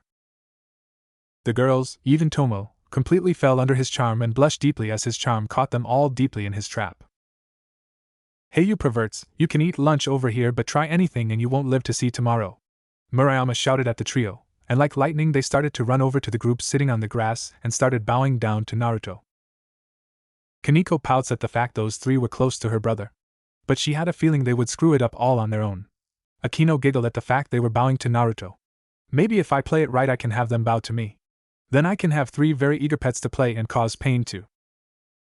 Someone in the academy, a certain trio, sneezed and felt a great pleasure go through their bodies. Maybe a knot girl wishes to sleep with us. The 3 turned back to their peephole to peep on the kendo club but found them missing. They were confused until they were grabbed from behind. The sneeze from before alerted the girls to the perverts, and now they were seeking payback. Akino paused in her reading as she felt that someone somewhere was getting a large amount of pain, and she was no way to enjoy it. She pouts before reading off again. They uttered thanks to Naruto, before they looked up and started to show him that they were now crying tears of joy. Naruto was able to see that each of them were pretty average in the looks department, besides the middle one that was slightly above his 2 friends in look. Matsuda, the perverted baldy and sexual harassment paparazzi of the group, was a bald boy with tan skin that kept his eyes closed most of the time. He was once a part of the sports team, and had been a star player before the calling of the pervert got to him. He was the Lilicon of the group. Motohama, the perverted glasses and 3 sizes scouter, was a boy that wore glasses and had shaggy brown hair.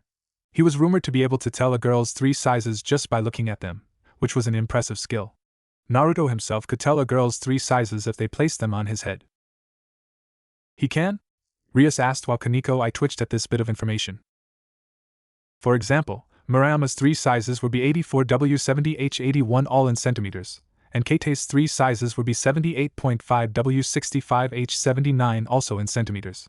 He never told anyone about this talent besides Kaneko, Akino, and Rias because over the years they had been using his head to find out what their new bra sizes were over the years, and seriously, both Rias and Akino had gained bombastic bodies in the past 5 years. Akino sighed, we need someone who can do that. It would save us on trying bras. Rias nodded as it would save them time and trouble. The finally member, and presumed leader, of the perverted trio was Issei Haidu, a slightly above average looking boy with hazel eyes and brown hair that stuck out in the back. His was slightly tan, but he had nothing to show that his body was fit other than the fact that he wasn't fat, showing that he didn't really exercise often. He was considered the most perverted of the trio for some reason, even though he was always the most respectful of the girls. Yes, he peeked, but at least he never admitted to raping the girls in his head like the other 2. He was just unlucky in the fact that he was caught peeping more, but he never groped girls like the other 2. All in all, despite his bad rep, he was the most bearable of the 3 perverts. Something is off about him though, Naruto said as his eyes narrowed at Issei, and for a brief moment he was sure that he could feel something in him that also was a source of emotion. No wait, there was something inside him that had its own set of emotions. He was sure that somewhere deep inside Issei there was a sacred gear, because this boy smelled completely human. If he was possessed, or wasn't a human, then Naruto would be able to smell it. That meant that the something inside him was a sacred gear. The group went wide-eyed at this. They looked at one another before focusing on the book again as Akino went on. Issei Haidu was a human with a sacred gear that had no affiliation with any of the other factions. This means that he was free to become a member of Rias peerage with some convincing. Naruto blinked when he felt a spike of understanding come from Tomo, as well as a sense of urgency as well. Meaning that she had seen the look on his face, and figured out that Issei had a sacred gear as well. Rias bit her lip slightly. She knew a scared gear would be a great member to her peerage. She was only thankful that Sona did not know at the time, otherwise she would focus on making Issei her pawn. Not good, Sona will jump at the chance to have another sacred gear user. Naruto thought as he realized that Tomo was going to tell Sona about Issei as well. Not only would Sona be able to get in contact with Issei quicker, but Sona was also better about talking people into joining her peerage than Rias. Rias pouts cutely here. What is that supposed to mean? Her peerage member knew what Naruto was talking about but did not know how to tell her. Akino glanced down and said the book explained it better and without hassle for them. Rias depended on others to make her peerage larger, with only Akino being talked into becoming a member. Naruto and Kaneko were gifts to her, Yuto was dying, and Gasper had died as well. Frankly, she had gotten lucky with how easy she had it getting her peerage. Rias opened her mouth to defend herself before she paused when she realized the book was right. She slumped slightly as she felt useless for a moment. However, that did not last as a small fire started to burn in her eyes with determination. Akino and the other did not notice as she started again to get her king's mind off of it. Sona had scouted for her own peerage, and then she would approach them and offer them what they wanted so that they would join her. If Sona got to Issei before Rias, then his king could kiss a new member goodbye. Naruto could ruin his reputation though and run to tell her the urgent news right now, because as Rias' queen she had tasked him with scouting for peerage material. For one, if he abandoned these girls without a good reason and ran away to do something that would raise questions. Questions were not something Naruto was good at answering, and if position as the scout would be in trouble if Sona found out about him. That would make his job hard, because right now he was the only one with the ability to scout out people as well thanks to his abilities. In his distraction he never noticed what the perverted trio were saying, but he did notice when Kate started to beat the hell out of them with a furious blush on her face while they tried to escape from her wrath. Akino sighed slightly at the image of the trio in pain. While she had no idea why or what they did, it did not matter to her. Kaneko just felt like justice was served and that the trio deserved it times 10. Yes, she was not a big fan of perverts. He didn't pay very much attention to that either, thinking on how to get Issei on their side was more important. Right now Rias needed to get some serious power on her side if she wanted to defeat him in a raiding game. That was part of the reason that Naruto had gotten so close to Murayama and Kate, because they had formal sword training and physically fit bodies with a good amount of stamina. He was hoping that he could get them to join up with Rias soon, because Murayama would make a great knight, while Kate was good pawn material. Even if they weren't sacred gear users, they would be very helpful in the future with what skills they already had. Heck, maybe having them both as pawns would be a good idea so that they could promote to rook, knight, or queen and gain a good boost to their already healthy bodies. Rias smiled at the idea, happy to be right while she thought about the real Murayama and Kate as the wheels turned in her head. Not to mention that they were fans of Rias and Akino already, so they would be relatively easy to get over to their side. Of course, they were a backup plan for if they didn't have enough members in time. They already had training in a form of combat, so with the increase in abilities turning into a devil would grant they would be good members even at the start of their training. Anyway, he had to tell Rias about Issei as soon as he could. Akino closed the book as the chapter ends. She then noticed the look on Rias's face. Kiba and Kaneko also noticed it. Bucho? Kiba asked. Rias smiled at her peerage members. I think I may have found 3 pawns for my peerage. The group was looking at Rias as she thought about the possibilities she was seeing. Akino then said, Rias, let's slow down for a second. Rias glanced her way. Why? You heard the last chapter. Naruto was looking for people to make my pawns and you have to agree his choices are sound. But that is that world or timeline or whatever we should call it. Akino argued. I am not the queen, Kaneko has no twin brother, and Gasper as she paused while everyone was quiet for a moment for their friend. The point is the book shows everything different. Even if Issei has a sacred gear it might not be a good one. We cannot get ahead of ourselves before we know anything. Can't jump the gun, Kaneko added. Rias looked at them not sure. She felt that she was right but what they said made sense. Kiba then had an idea. How about we read one more chapter and see what we decided in the book? It could shed some light for us. Rias smiled and picked the book up and found the chapter. Before she started she could not help but smile at the title. Chapter 6, Pawns. Issei Hayadaha, isn't he that infamous pervert? Rias questioned Naruto, while he sat right next to his sister on the couch opposite to Rias. In the room was a pale blonde-haired boy a few inches taller than Naruto with pink eyes wearing a girl's school uniform, but he was sitting inside of a box. The group smiled hearing about Gasper, and happy he was able to be with them. Sitting on Rias' left side was Yuto drinking a cup of tea provided by the resident cook and Rook Akino. Gasper was playing on some kind of video game to keep himself from freaking out at the thought of new people. Naruto knew he was a nervous guy, but his reason for not going to class was kind of bad to him. Naruto went through physical pain sometimes by going to class. The one that is the leader of the perverted trio, right? Akino questioned as well before Naruto could answer Rias' question about Issei. Kaneko was sulking lightly at not having gotten the chance to eat with Naruto today. They already had their classes separated, so lunch, and when school was out, was the only time they got together. Akino giggled at the fact Kaneko was getting jealous. Too bad I can't really tease her about it. It would not be as fun with no brother. Kaneko pouts, feeling for her counterpart. She knew she would want to spend time with her twin, if she had one, when they could not with different classes. Naruto placed an arm around her to comfort her, and the effect was that she started to calm down right away without Naruto even having to look at her to do it. I sensed the sacred gear inside him during lunch today, and I fear that Tomo was able to notice my reaction.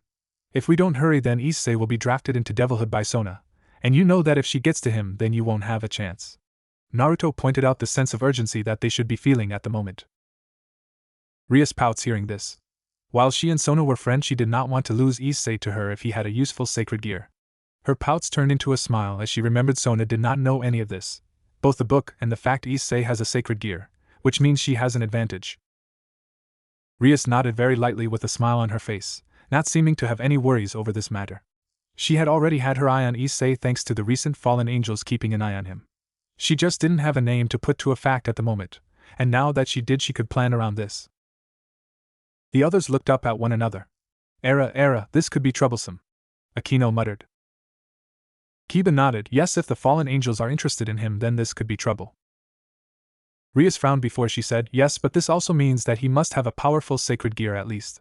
But if that is true here, then we must proceed with caution. I will have my familiar follow Issei to see if he come in contact with any fallen angels. Closing her eyes and setting her teacup down, she leaned back and laced her fingers together. This would be a problem though if Issei was taken, but he was just one sacred gear user out of the few that have been confirmed in this school.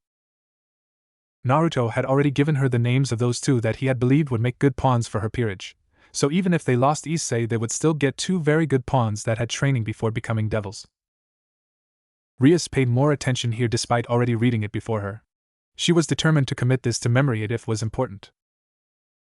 If Sona got Issei, then not only would she have to work on motivating him, but she would also need to work on his base stats, hand-to-hand, and all the other aspects of being a devil. In the end, she had a few aces in the hole for if Sona did get to Issei. Thankfully though, she already had a plan for getting to Issei. His nature as a pervert would be easy for her to play on, and it wasn't like she was a modest person with showing off her body. Yes, getting a pervert into her peerage would be as easy as tricking a child. Kaneko scowled slightly, knowing this was not going to be pleasant with a pervert as part of their group. Yuto and Kaneko, would you two please go get Issei before he leaves the school grounds? Rias asked with a sweet tone to her voice, and the blue-eyes boy nodded with a small smile on his face. Kaneko huffed lightly, before she stood up with a nod like Yuto. If fallen angels were after Issei, then it would be best that they don't go alone if they were going after him. I will do that right away, Bucho, Yuto said as he and Kaneko left the room through the main door, and Naruto laid back on the couch with a relaxed sigh. Yuto was somebody that gave him conflicted feeling, because he was able to feel what Yuto was truly feeling deep down in his soul. That festering hate bubbling under the surface waiting to explode was something that Naruto would rather avoid if given the chance. Kiba stiffened hearing this. While he knew the hatred he had for Excalibur, he did not expect Naruto to know about it. Then he recalled how the queen could sense emotions and sighed. The others glanced at him but felt this was not a topic to talk about right now. Naruto's eye went to Gasper playing something called Mario, before he felt that Gasper was feeling very nervous about the thought of meeting new people. The boy was lucky that Naruto was helping him control his sacred gear, or he might have bigger problems than meeting new people. So Naruto-kun, what is your personal opinion on what will raise my chances of beating Riser in a raiding game? Will Issei be able to make a big difference, or will these two Kendo Club members with no sacred gears be able to better increase my chances? Rias stiffened with a gasp hearing this. She feared this would come up and she prayed she did not miss the irony of that statement, that her counterpart did not have to marry him, and that she could find a way out of it. Rias asked her most powerful piece his opinion on the matter, while Naruto placed his hand on his chin and thought. Riser was the potential fiancé that Rias would have to marry if she couldn't defeat Riser in a raiding game, but the difference between them was that Riser had experience and a full peerage. That means that his pieces would be much more experienced, and in larger number than what they had. Well, with Gasper we will be able to quickly take out the lesser pieces like pawns quickly with or without either of them. The only problem would be taking them all out before they get into our territory Naya. Then they can promote and gain power, but if that happens Aquino and I can still take them out. Riser's most powerful pieces are his rooks, knights, and his queen as well as his sister being his bishop Naya. Yudo can take care of the rooks by using his speed advantage, but then he will be open for the knights.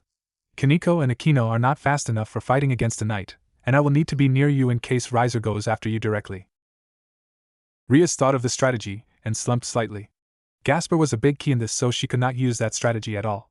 She would have to make several changes to figure it out. She sighed and kept reading, hoping to hear more that she can use. We don't know what Issei's sacred gear is, so depending on that aspect of him would be foolish. 2 well-trained pawns with bodies that can withstand a promotion would be best in this case, but there is the chance Issei will have a great sacred gear for battle Naya. Naruto started out his explanation on how the battle would go at this point. Rias paused before she looked determined to get not only Issei but the 2 other future pawns as well. Gasper would be a key player in this battle, but his sacred gear is both a blessing and a curse. He didn't have a high enough control of it to not affect his allies that were too weak to resist it, and for some reason Naruto was the only one in Rias' peerage that could resist the affix for some unknown reason. The major threats were Riser Phoenix, Revel Phoenix, his queen, and his knights. The rest of his pieces were more like cannon fodder than a real threat at this point. If I turn into bats I can increase the number of people I can freeze. Gasper pointed out with a slightly unsure tone, and Naruto sighed lightly. Yes, but it would be better to keep you near out areas so that we can stop them from promoting their pieces. If you go into their territory you are wide open for attack, and you can't promote like a pawn. You are a key player in defending Rias, which makes your safety a high priority Naya.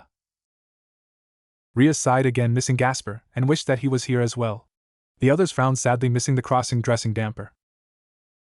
Kaneko, Yuto, and Aquino will be key players in invading the enemy territory at this moment Naya. Naruto explained gently so that he didn't make Gasper feel weak or unimportant. Gasper was barely able to keep his sacred gear from automatically activating, and that was thanks to Naruto. His gear was just as much a blessing as it was a curse, so he needed to be in a place by himself so that he won't affect his allies. That doesn't answer my question though. In your opinion, what option is better for victory? Rias asked Naruto with a bit more urgency in her voice, while he nodded in remembrance to her question. I am getting to that. You or I will have to personally take care of his queen, and Gasper will search out his sister when we have gotten rid of his other pieces Naya. Then while he keeps her frozen we can gang up on Riser with everyone we have left. I say the better option is Murayama and Kates in this case. They have both training in how to be swordswomen, their bodies are well conditioned, and they are very motivated in getting better. With them we get a high number of people that can promote, and they will be easier to train with. Issei we would have to work on him attaining his sacred gear, hoping it is a battle-ready sacred gear, teaching him how to use it, prepare his body to handle the strain of promoting, increase his base stats, find a way to motivate him, get him battle experience, and increase his reflexes. And that is just very time-consuming when we don't know when Riser will make the challenge Naya. Naruto explained with a frustrated look on his face. Rias groaned hearing all of this. She felt if there wasn't the problem with Riser over her head she could be able to get her peerage up, and train no problem before she even thinks of getting into the raiding games. The others saw Naruto plans was good, and while they lacked Gasper they might be able to handle it if they had more member in their peerage. Aquino nodded, seeing that Rias was right with getting all 3 of the humans as her pawns. Issei would potentially be much more valuable than both girls combined, but could they really take a chance on if he could be better? They didn't even know what his sacred gear was at this point, or how many pawns he would take. If he took too many they would lose out on numbers later, and sacred gear users were always known to take more than 1 pawn. The girls had training, and they would be battle-ready within days of getting used to real swords, and increasing their base stats would be very simple when it came to motivation. There are too many variables in this, so either the 2 that are the obvious choice, or the wild card that could be worth a lot down the road. This is a very hard choice indeed, and I will trust your opinion on this. Aquino, could you bring the 2 girls here for me? The Kendo Club doesn't let out until 5:30 anyway, so they should still be there. Rias requested of her more powerful rook, who strangely fought with mostly spells. Aquino pouts here, still not getting used to the fact she was no longer the queen.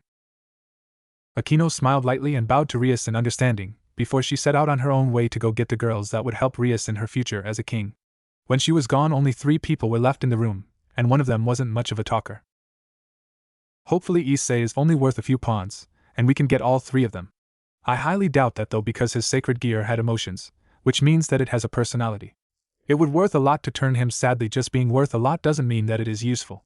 Much like that sacred gear that lets you see through clothes, because the spirit of some peeper named Tom, Naruto said before he paused when he realized that the original peeping Tom had been turned into a sacred gear that allowed people to look through people's clothes. Rather useless in battle, and for all they knew Issei's was useless as well. Rias bit her thumb thinking, if Naruto was telling the truth and the facts were true with Issei, then she might not have enough pawns for all three. She felt all three would be good for her, but she did not know what to do. A thought came to her about one little fact she had forgotten about. Could that work though? Would that be enough? She returned to the book to see what else she can learn. Okay, now that we have a game plan on who to pick, let's get back to planning. I think that we should send Kaneko and Yuto into enemy territory first. Both of them are good at sneaking around. Maybe they can eliminate a few before the direct battle starts, and then work on setting up traps. Rias suggested first in the usual conversation she and Naruto had when they were pretty much alone, well, the conversation they usually had when they needed to come up with plans that they could use against Riser Phoenix. Right now the odds were lightly more in his favor than theirs, which they needed to correct as quickly as possible. No, Yuto should run around the border of our area while Kaneko and Akino set off into enemy territory. If Riser is smart, he would be thinking of overwhelming you with power by distracting us with his high-ranks pieces long enough for his pawns to get in deep and promote, and then we will be overwhelmed by high-ranking pieces with experience. We also have to consider the fact that they are allowed 2 items per rating game. That means that they may have Phoenix tears to heal themselves. Yuto will patrol the area and take care of any pawns trying to get in, and either I or Gasper will take care of the ones that get through. Naruto said as he placed the pieces on the chessboard Rias had around to represent all the different areas and places that people should be. Right now it showed both rooks in the enemy territory, the knight at the edge of the territories, the bishop near the knight, and the king and queen next to each other. Rias thought it over and thought Naruto was right. It hurt that her idea, as she was thinking of the same plan as her counterpart, was bad, but at least she is not finding out this on the battlefield. I can see your point, and while Akino and Kaneko act as distraction, we can promote either Issei or Murayama and Keitase into higher pieces, before we start moving forward and begin picking them off. Gasper, you will be in charge of keeping Ravel frozen in time for as long as you can, maybe his queen as well. Better safe than sorry. Think you can handle it? Rias asked her bishop, and her answer was Gasper, giving her a shaky nod and a shy thumbs up. Rias smiled, happy her friend was be such a big help to her. Even if he was shy and scared, he would do anything for her. Naruto looked over the pieces for a second, before he picked up the bishop and knight that weren't being used. You still need to fill these positions, we can win without them, but it would be better if you got something to fill them with, Naya. Naruto said seriously, and even his Naya sounded serious as well. Akino giggled, here, ah, so cute, even if he is not in any pain. She glances at Kaneko, who is glaring. Maybe you should add Naya to your sentences as well. It would make you even cuter as well. Kaneko felt her eyebrow twitch and had to fight from throwing something hard to Akino, like the whole couch for instance. Rias closed her eyes and nodded, before she let out a sigh. She knew that she could easily win if she had all her pieces filled, and with her queen she could just send out Naruto, and he could take care of all of Riser's peerage besides his queen. That would leave her open to attack, and if she was taken out, that was game over for the entire thing. She had to rely on her entire peerage for a winning plan. Riser and Ravel were the most dangerous in the game though. Both of them would be extremely hard to defeat by damage. They were from the Phoenix family, and had instant regeneration because of that. They weren't impossible to hurt, but actually putting them down would be too hard. That was why Gasper would freeze Ravel and the rest of them would gang up on Riser and throw whatever they had at him long enough for either herself or Naruto to land a fatal blow on him. Her power of destruction or Naruto's Jujutsu would be the key to finishing Riser, but if Naruto was defeated, her chances of winning would go down from 40% to 10%. As much as she hated to admit it, Riser was powerful in his own right. He could easily take out Kiba, Gasper, and Kaneko if given the chance. Akino would be defeated as well if things were turned into a dragged-out fight, while she knew that she herself had a good chance of losing without Naruto's help to weaken his healing long enough to give a fatal blow. Rias scowled as well, knowing in the end it would come down to Riser. Naruto-kun, how is your Jujutsu coming? Can you promise that you can defeat Riser if given the chance? Rias asked seriously, while Naruto thought about it for a second. I can do it, but I would need some time. Riser has a high mastery over fire, wind, and with his instant healing he will be trouble to put down Naya. I have been working on something that I think will take care of the fire and healing, though I am pretty sure I can do it if I get him one-on-one though, Naya. Naruto said with a sure tone to his voice. He knew that if he could get Riser alone, then he would be able to use his Jujutsu to slow his healing and negate his fire abilities completely. Then it was just a matter of hitting him with an attack powerful enough to put him down, but he had nothing to take care of the wind attacks. Kaneko looked down slightly hearing this. She felt bad that her skill in what her species knows is all but none. She was scared in what it might do, but she knew she would have to learn one day. She glanced at the book and wondered how her counterpart was handling it. Good, and while you do that I will take down the queen with some help if I need it. Yuto has been working on a sword that can delete fire, so he may be useful against Riser as well. Yuto should go against Riser before you and see if he can defeat him with his sword birth. Rias commented to Naruto, while he nodded slightly. Even if Yuto was defeated, it wasn't like he was going to die, and while they didn't like this idea of using him, there was a lot on the line here. Yuto would understand why, and they would fully explain it to him so that he didn't think they were sending him to his defeat. He had a real chance of defeating Riser if he made a sword that could take care of fire. Kiba nodded, smiling at his king. Yes, I would not hold it against you, Bucho. I doubt my Fire Eater sword would be able to defeat Riser like that, but it may slow his flames down. Maybe enough for one of us to deal a good blow. Rias nodded, still worried. Alright, we will see when our time comes. Naruto blinked before he realized that Yuto and Kaneko were coming back with a slight depressed feeling, which meant that they failed and Issei had already been gotten by Sona. That or Issei was dead by a fallen angel's hands, and the body was completely destroyed. Rias frowns here, feeling sorry for her counterpart, but she was sure she still had a chance. Yuto and Kaneko are coming back without Issei, and Akino is coming back with the two I told you about. It would seem that Sona or the fallen angels got to him first. Naruto concluded when he felt Akino enter his range with two more people with her that were feeling excited. Akino herself was feeling excited as well, but no doubt for a different reason. Akino sighed as she could imagine the pain she could bring to the pawns. She blushed, getting a little giddy thinking about it. She hoped when the new pawns came she might be able to break them in some before Rias has them work for her. Damn it, Sona. Rias muttered with a nasty pout on her face, before she cheered up at the news that she would still be getting 2 pawns out of this. Normal humans like these ones would only cost 1 piece each, meaning that she would still have 6 pawns left after them. That was equal to a rook and a pawn, 2 knights or bishops, a knight or bishop and 3 pawns, or just simply 6 pawns. That was still a max of 8 pieces she could still use, counting the knight and bishop. She could still have a full peerage of 15 people if she found the right people to fill the roles. Rias startled slightly when she felt Naruto sit on her lap and lean back into her with his cat ears sticking out of his head, and when she looked down at him she saw him wink at her. She smiled back and leaned back so that the two of them were relaxing again. With more people coming, Naruto would have to deal with more emotions again, so by getting into contact with her he was focusing on her emotions. That, or he was just getting her to relax by doing what they did to bond when they were younger, and he was still able to sit her lap. She wrapped an arm around his stomach while using her other hand to run him behind the ears. Now this would be a strange scene for anyone, as well as an ironic one. Kiba raised a brow at that comment. He could understand strange but ironic? Naruto was a male queen, and he was sitting in the lap his female king Rias.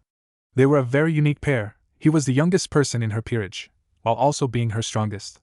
She was his first non-family friend, but was also his legal owner. Yet, despite all that, they were still the best of friends, as close as best friend can be. Rias smiled happy for her counterpart.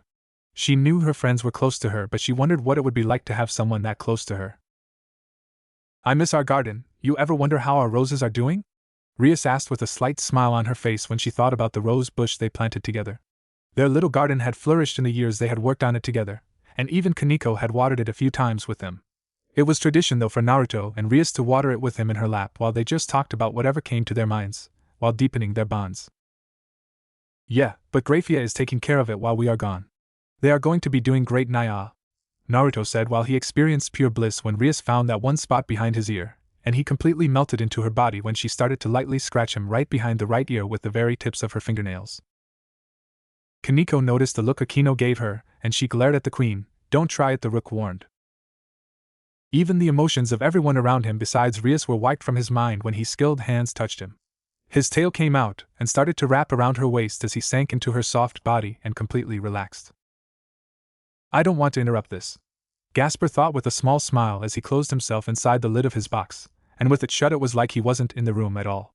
He felt awkward around them when they were like this. This was a private moment between great friends. Rias sighed as she closed the book. After the ups and downs she felt that was the perfect ending to the chapter. Kiba looked at Rias. So what do we do, Bucho? Rias smiled. Talk to Murayama and Keites tomorrow. When they come I offer them to become my pawns, but I am sure they will accept. Afterwards we shall read more of the book with them here as well. Meanwhile my familiar will keep an eye on Issei to see if the fallen angels are indeed watching him. She got up and gathered her magic for her seal to head home. Akino raised a brow. And what are you doing? Rias smiled. I got to go see my mother. I am in need for a trade. I think I am going to throw up. Naruto thought with wide eyes as he ran towards the trash can in the clubroom and knelt in front of it with his face as pale as it could get. The group was surprised hearing this in the first sentence of the chapter. What's wrong? Kaneko asked, worried for her brother.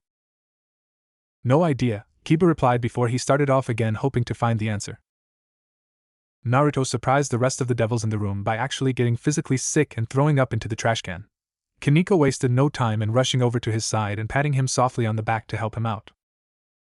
It had been 2 days since they had lost out on the chance to gain Issei as a peerage member, but they were also glad to know that Issei was worth too much for Sona to reincarnate as well.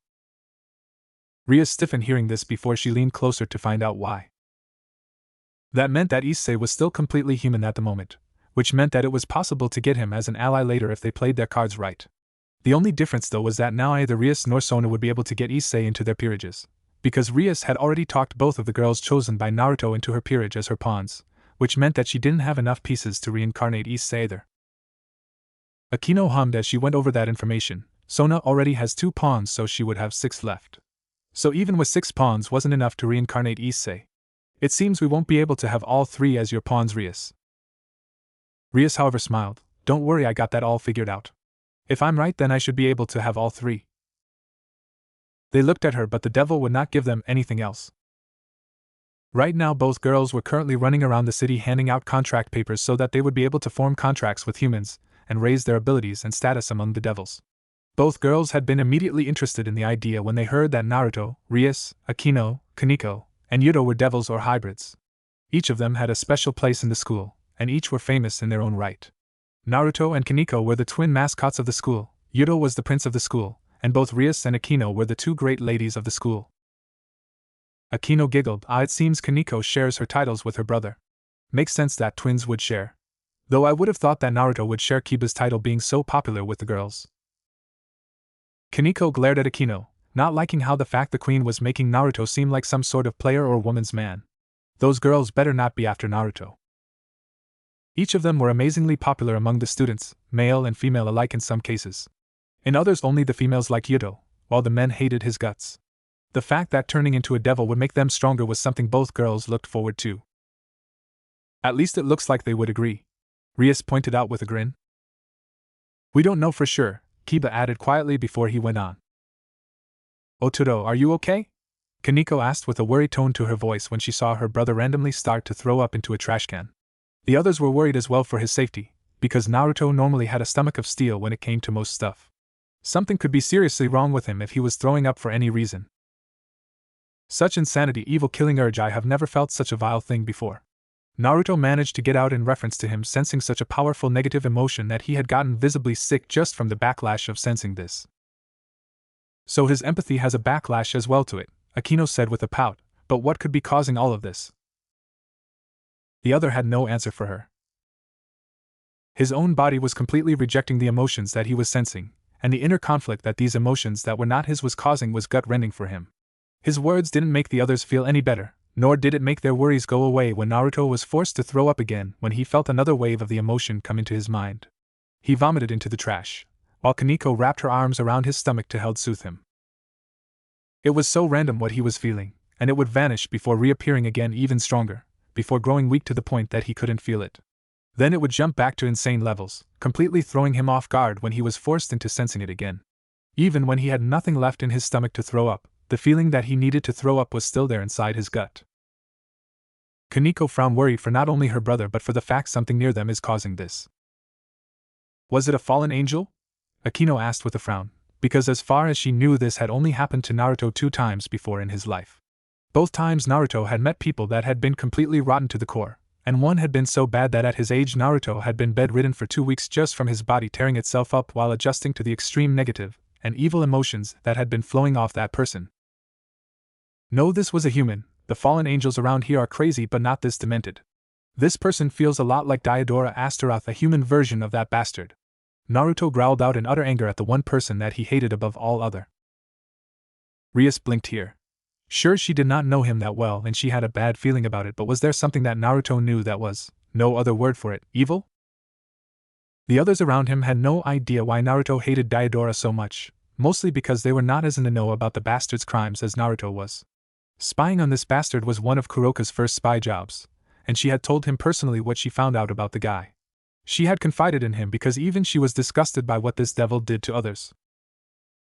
Diodora Astaroth was the heir of the Astaroth family, and the younger brother of one of the current Satans. This boy was so twisted and sick that he was secretly committing evil crimes that no sane devil these days would even think of committing.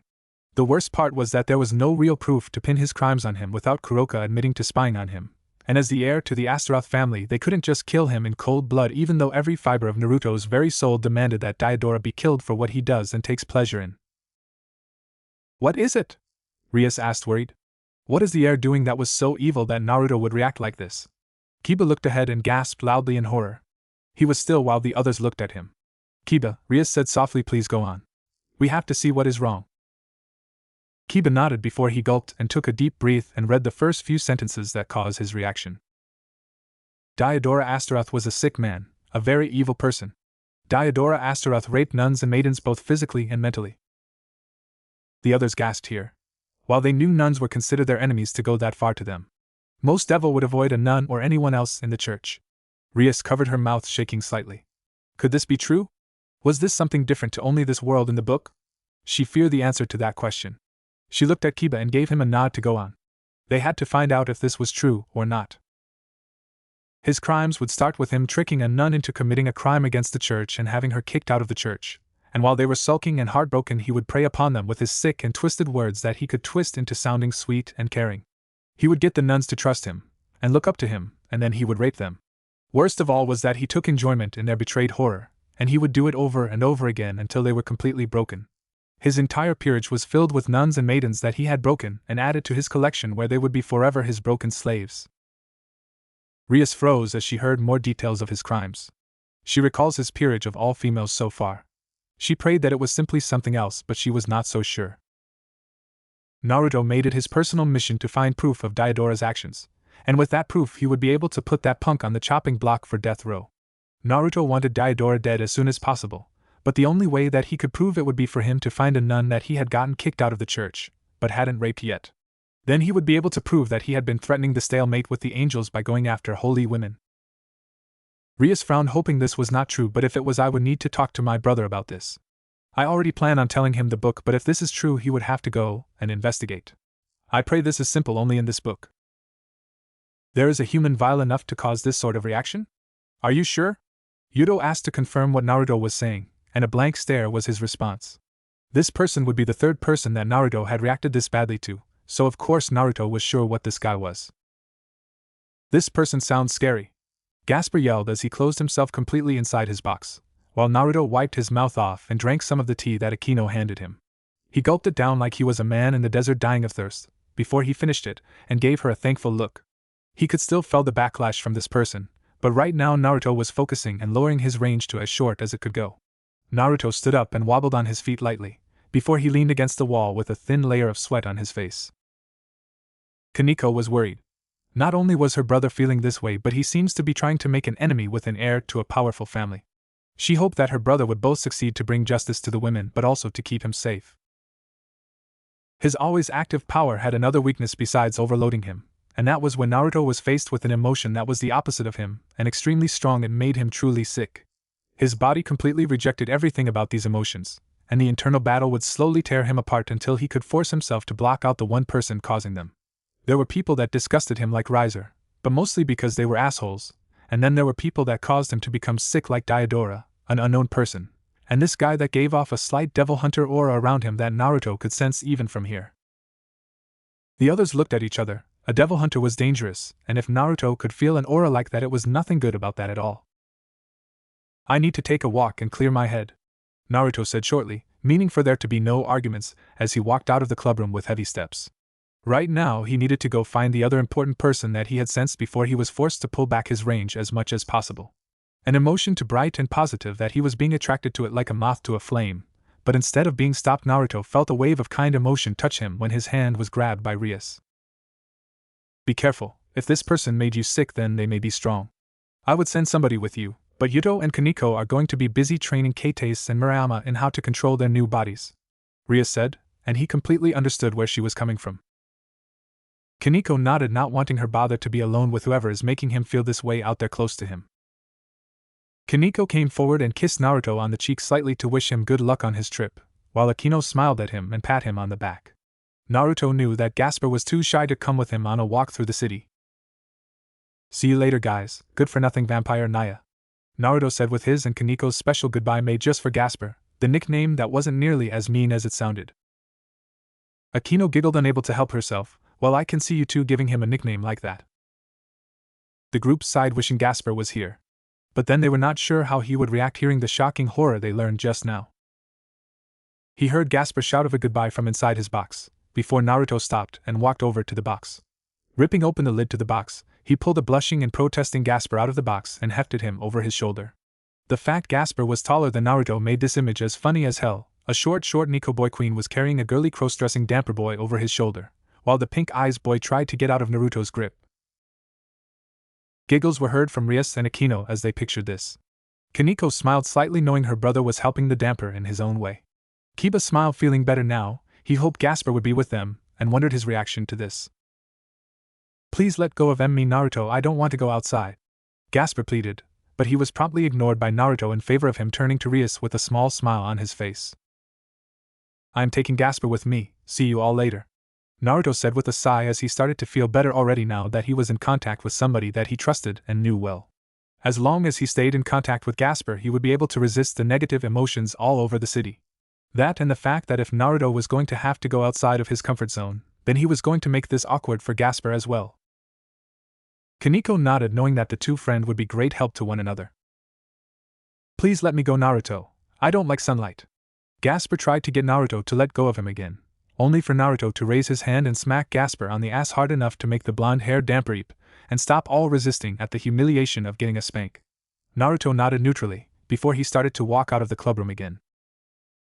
Akino giggled hearing this. Era, makes me wish I would see this in person.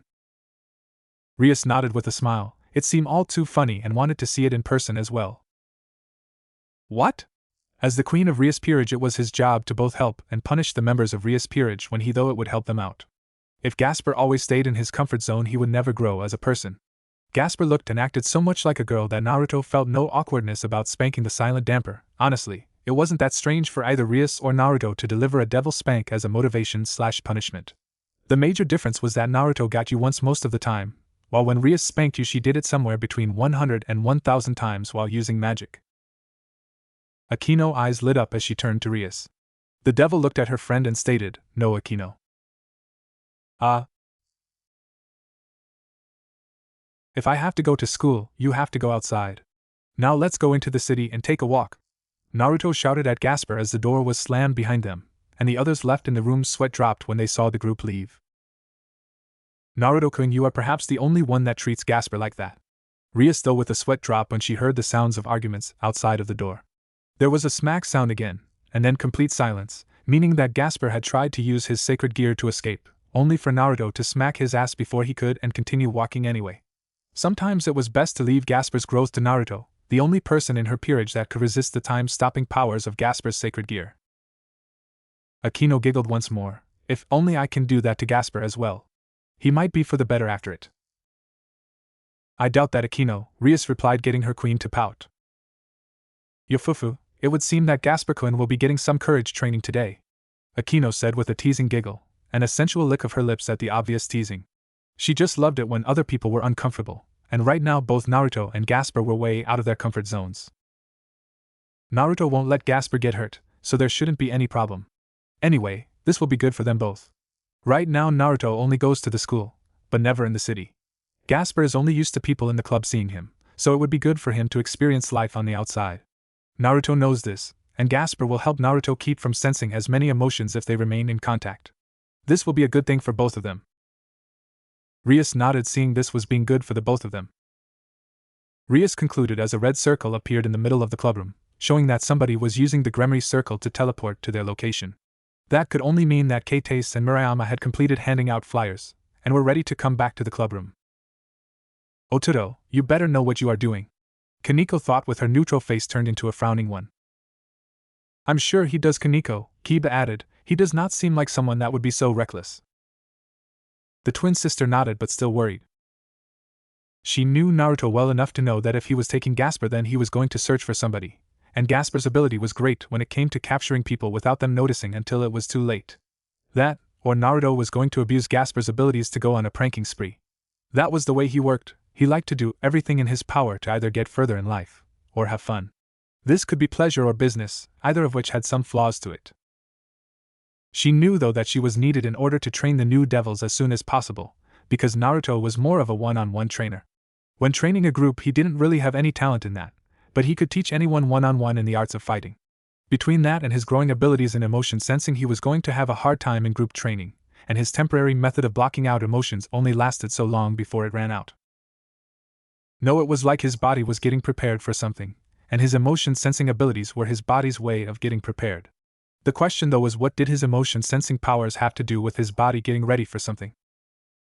The group looked at one another. Do you think it is for that sacred gear? Aquino asked. Rias frowned, thinking, I don't know. Perhaps, but we have little information on it to be sure. As much as she was not going to like this, she knew that there was only one person she could trust to have a serious answer to this question. Kuroka. Kaneko frowned, hearing that fact her counterpart would need her sister's help. Kiba closed the book before they all were quiet. Rias finally broke the silence. We need to keep this to ourselves. They looked at her as she went on. We have no evidence or any fact that Diodora is doing this. We don't even know if this is true here or not. To accuse him without evidence will be not only pointless but backfire on us.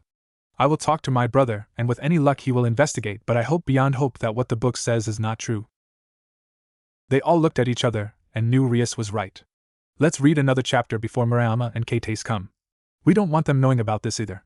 It would cause nothing but trouble. Naruto sighed in relief as he and Gasper walked through the city hand in hand. Nobody was giving them a strange glance thanks to the fact that Gasper looked so much like a girl, while wearing girl's clothes to go with his natural girly looks. If Naruto wasn't completely sure that Gasper was a boy, he too would be one of the people that would naturally think that Gasper was a female. Aquino giggled here. She knew it would be funny if someone confused Gasper for a female. Issei does not know. Maybe if we find a way to help Gasper then it would be a funny reaction to see. As it was, Naruto wasn't disgusted in the least by holding his friend's hand. This wasn't exactly an option for him. Until he could turn on and off his empathy powers he had to hold on to somebody and remain in physical contact to keep from overloading his head with hundreds, or even thousands of emotions that were not his own. As it was, Gasper's nervousness was the main emotion in his head while the emotions of the people around them were dulled down to a range of 10 meters before he couldn't feel anyone anymore. His range may have decreased because of his contact with Gasper, but he was still being affected by Gasper's emotions as well, but he was used to dealing with the damper's nervousness. He was able to easily shrug off the nervous feeling that he automatically began to feel by being in contact with the girly boy. I don't like the sun, this is scary. Gasper whispered lowly to himself, knowing that Naruto wouldn't give a crap if he was comfy with the outside or not. If Naruto was making him come outside so that he could get used to the outside world, then he wouldn't have much of a choice in the matter. Rias smiled fondly. She wished she would be able to do this with Gasper to help her friend out. His butt still hurt from the smacks Naruto had given him earlier thanks to him squirming attempts to escape his fate. His free hand went to his butt and began to rub it lightly to soothe what was left of the stinging sensation. He had only once been spanked by Rias before this time, and that was because he had accidentally tripped and broke one of her prized DVDs of her secret anime hobby. Rias pouts here as she did not have a secret anime hobby. Sure, she found it interesting for some shows, but they made it sound like she was way too into it. She had spanked him a few times, and the pain faded almost immediately after. With Naruto the pain lasted quite a while after you got smacked. Aquino giggled again. I'm sure my spankings will hurt more and will last even longer. No, Aquino. Aw, Aquino moaned to her king. Naruto was humming a song to himself with his smile bright and wide. Not being able to go outside often thanks to his power made him sort of an indoor cat. He truly appreciated the moments like this when he could enjoy the warmth of the sun on his skin, and the light rays warming up his white locks that spiked in every direction. It was in his nature to like sunlight, despite the fact it conflicted with the added nature of the devil's side of him hating sunlight. Naruto had always been much more Nekisha than he was devil, while Kaneko chose to be more devil than Nekisha. She refused herself many of the things that he used to love about being a cat, like bathing in the sunlight. Kaneko had a blank look on her face, not sure how she should respond to that. She never thought about herself being more devil than Nekasha, but she knew she was either way. Get over it, Gasper, this walk will do you some good.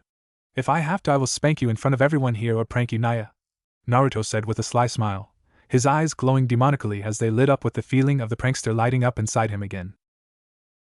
The last time that Gasper had seen that look, all of his girls' clothes had been replaced with men's clothes. Gasper shivered in the memory of how itchy all of those were to him, and how thankful he was when Naruto was told to give him his clothes back by Rias. The club laughed or giggled here. They could see Gasper panicking if all his girl clothes went missing. Please don't prank me, I will be a good boy. Gasper pleaded like he was about to become a dying man, which wasn't far off when considering that he could die of embarrassment if Naruto decided to up the level of his pranks. Naruto was known as the prankster Hellcat among the Gremory household thanks to how infamous his pranks had become, and nobody was safe from these pranks. Not even Surzex was safe, nor was he able to look the color purple without shivering slightly. Rias was gasping hearing this, and she was not the only one. The others could not believe their ears when they heard Naruto pranked a great Satan. Gasper had no idea how Naruto had gotten a Satan to fear a color, but once Surzex had loved the color purple, but now he avoided it like the plague. Akino giggled, wondering how he did it, and hoped she would get to see Naruto perform such an act. Naruto puffed his chest out in pride at the fear in the other boy's eyes, before he noticed something out of the corner of his eye. Just out of his sensing range was Issei Hayato, with some strange girl. Rias snapped out of it when she heard the name of one troublesome future pawn. When she focused on the girl, it clicked, that must be the fallen angel my familiar seen him with. The other looked at one another, Naruto and Gasper is there, they might be able to help him, Kiba said. Rias shook her head, Naruto is handicapped by his power, and so many people there. Not to mention Gasper can leave his side, so fighting is out. Kaneko frowned, hoping her brother would not get hurt by the fallen angel. Naruto blinked a few times and started to scratch his head in confusion when he noticed something really off about the girl that Issei was with, but he couldn't place his finger on it exactly. They were just out of his range though, so he wasn't able to feel them even though he could see them. He could take his hand off Gasper's hand, but that would end up with him feeling the feelings of thousands of people rushing into his head at the same time. Is that Issei? Hey Gasper, you should go back to Rias. Kaneko stiffened. No, she whispered. Rias frowned, wondering what Naruto was up to if he was sending his only line of emotional defense away. Something feels off about that girl. I will follow them around and see if I can find anything out, Naruto stated as he vanished in a quick poof of smoke, and in his place was a very small kitten with golden eyes. The group, besides Kaneko, blinked stunned at what they heard. What? Kiba asked. Kaneko read on, not looking at anyone. The top of the kitten's head had white fur on it that was styled in a messy pattern much like how his hair formed in humanoid form. Naruto fell to the ground and landed on his paws with a very soft sigh, while Gasper's eyes widened at how Naruto transformed into a cute kitten. Rias pouts, wanting a cute little kitten like that. She glanced at Kaneko, who noticed and sent a glare causing Rias to pout more. My counterpart is so lucky. It's not fair. Are you okay? You were throwing up earlier because of your sensing power? Gasper was able to withstand the urge to run away from the sunlight out of concern for Naruto, while the kitten-shaped Naruto smirked lightly. I will be fine. As a kitten my emotions change enough so that my power is much less accurate and potent. Don't worry much about me, so long as I don't get attacked while in this form I will be fine. Just go and warn Rias that something strange is happening, Naya. Naruto ordered lightly to the damper, not knowing what was going on with Issei worried him slightly. Now that the only two devils in the city with the ability to reincarnate people couldn't bring him back if he was killed, Issei was in much danger for his status as the user of an apparently powerful sacred gear. Naruto started to run towards the boy and strange girl, while Gasper began to run in the direction of the clubroom. Rias frowned. While she hoped both herself and her counterpart got Issei as her pawn, she did not wish him dead in order to do so even if she was a devil. Naruto managed to get closer to the two of them, and immediately the girl sent Naruto a dirty look while Issei wasn't looking. Her long black hair seemed to turn blacker, and her purple eyes held malicious intent in them. The eyes became kind again when Issei looked at the girl and then saw Naruto on the ground nearby them. Issei grinned and got down on his knees and held a hand out to Naruto. Well, isn't this little guy just the cutest, huh? He kind of looks like somebody I know. This your kitten Yuma? Issei asked the girl that was apparently being called Yuma. Akino giggled. Even as a kitten Naruto has that feeling that people know. She glanced at Kaneko with a grin, Never. Naruto took this chance and jumped into Issei's hands so that he could stay right next to them. Naruto sat down on Issei's shoulder and started to stare at Yuma with a mocking look. She clicked her teeth with an annoyed glare at the cat, before she smiled at Issei again. I'm not much of a cat person, Issei, but it looks like she likes you.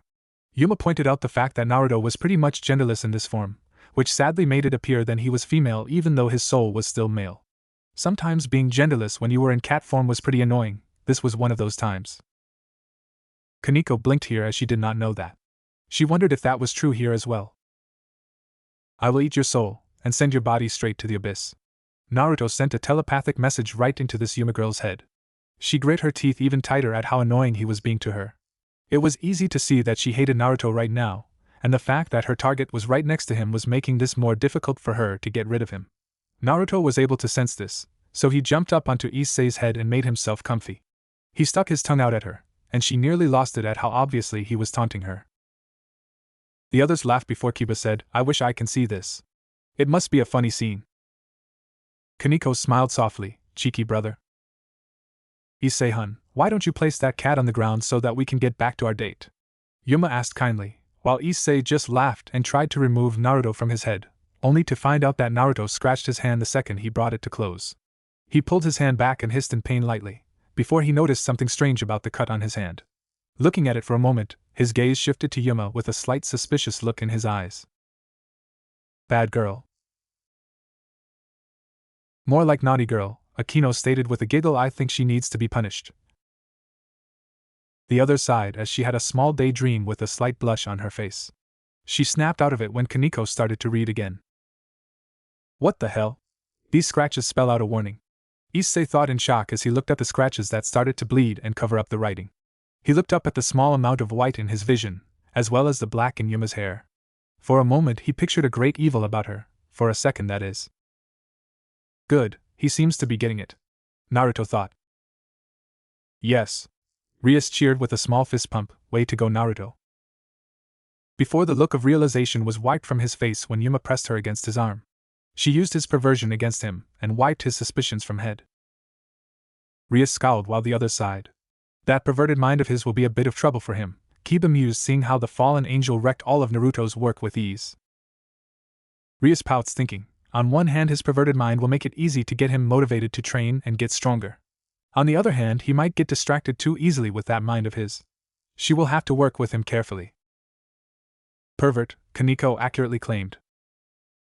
Naruto grit his teeth lightly, before he was knocked from Issei's head and landed on the ground with his feet when he saw that Yuma was grinning down at him. Naruto hissed at Yuma, before he was forced back away when Yuma dropped a silver cross in front of him. Crosses was something that he couldn't stand because of the pain they caused his half-devil nature. Hey Issei, you know what, there's this perfect chance for you and I to bond. How about we go to the church? There are some pretty neat statues there I want to show you. Yuma asked with a large, yet slightly evil, smile on her face that only appeared evil when Issei was looking away. The second he looked at her that smile turned purely kind-hearted, and the brown-haired sacred gear holder blushed while chuckling to himself lightly. The other sighed, well he's dead, Kiba muttered. The small kitten on the ground was completely forgotten by him, but he was not forgotten by Naruto when the boy-turned-cat rushed around the cross on the ground and started to claw at Issei's leg to get his attention. The second the boy entered that church, Naruto would be unable to help him should Yuma try and kill him. Damn it brat, if you continue to fall for her sweater melons you will find yourself on the business end of a shit stick. Naruto sent a strong message of mental strength to Issei in the hopes that the pervy boy would resist the urge of titties, and find a way to save himself. Kaneko's eyebrow twitched at how the perverted the sentence sounded and hated the fact she had to read that aloud. The second Naruto transformed into a humanoid form he would be assaulted with thousands of emotions, and his ability to battle would be cut down by 80% when it came to the ability to react in time to dodge an attack. Against a light user that was a fatal issue that he knew he would need to work around soon, otherwise he would be useless against opponents that could use a devil's weakness against them. Sure thing, let's go, Issei said in excitement, not even noticing the strong message in his head, or the kitten scratching at his pants. The boy started to walk with Yuma, while she stuck her tongue out at Naruto when Issei wasn't looking at her. Naruto's eyes narrowed at that, and when they were out of sight he tried to think of a way to get Issei out of trouble, but sadly nothing was coming to him. Naruto blinked a few times when an idea actually did come to his head, Of course, after Sona had tried to get Issei into her peerage, he had been made aware of the existence of the supernatural, even if he wasn't a devil, angel, or fallen angel. Naruto couldn't go to the church himself, but there was somebody that could go in his place. Somebody that would follow his every order to the dot, just because of the fact that he gave the order.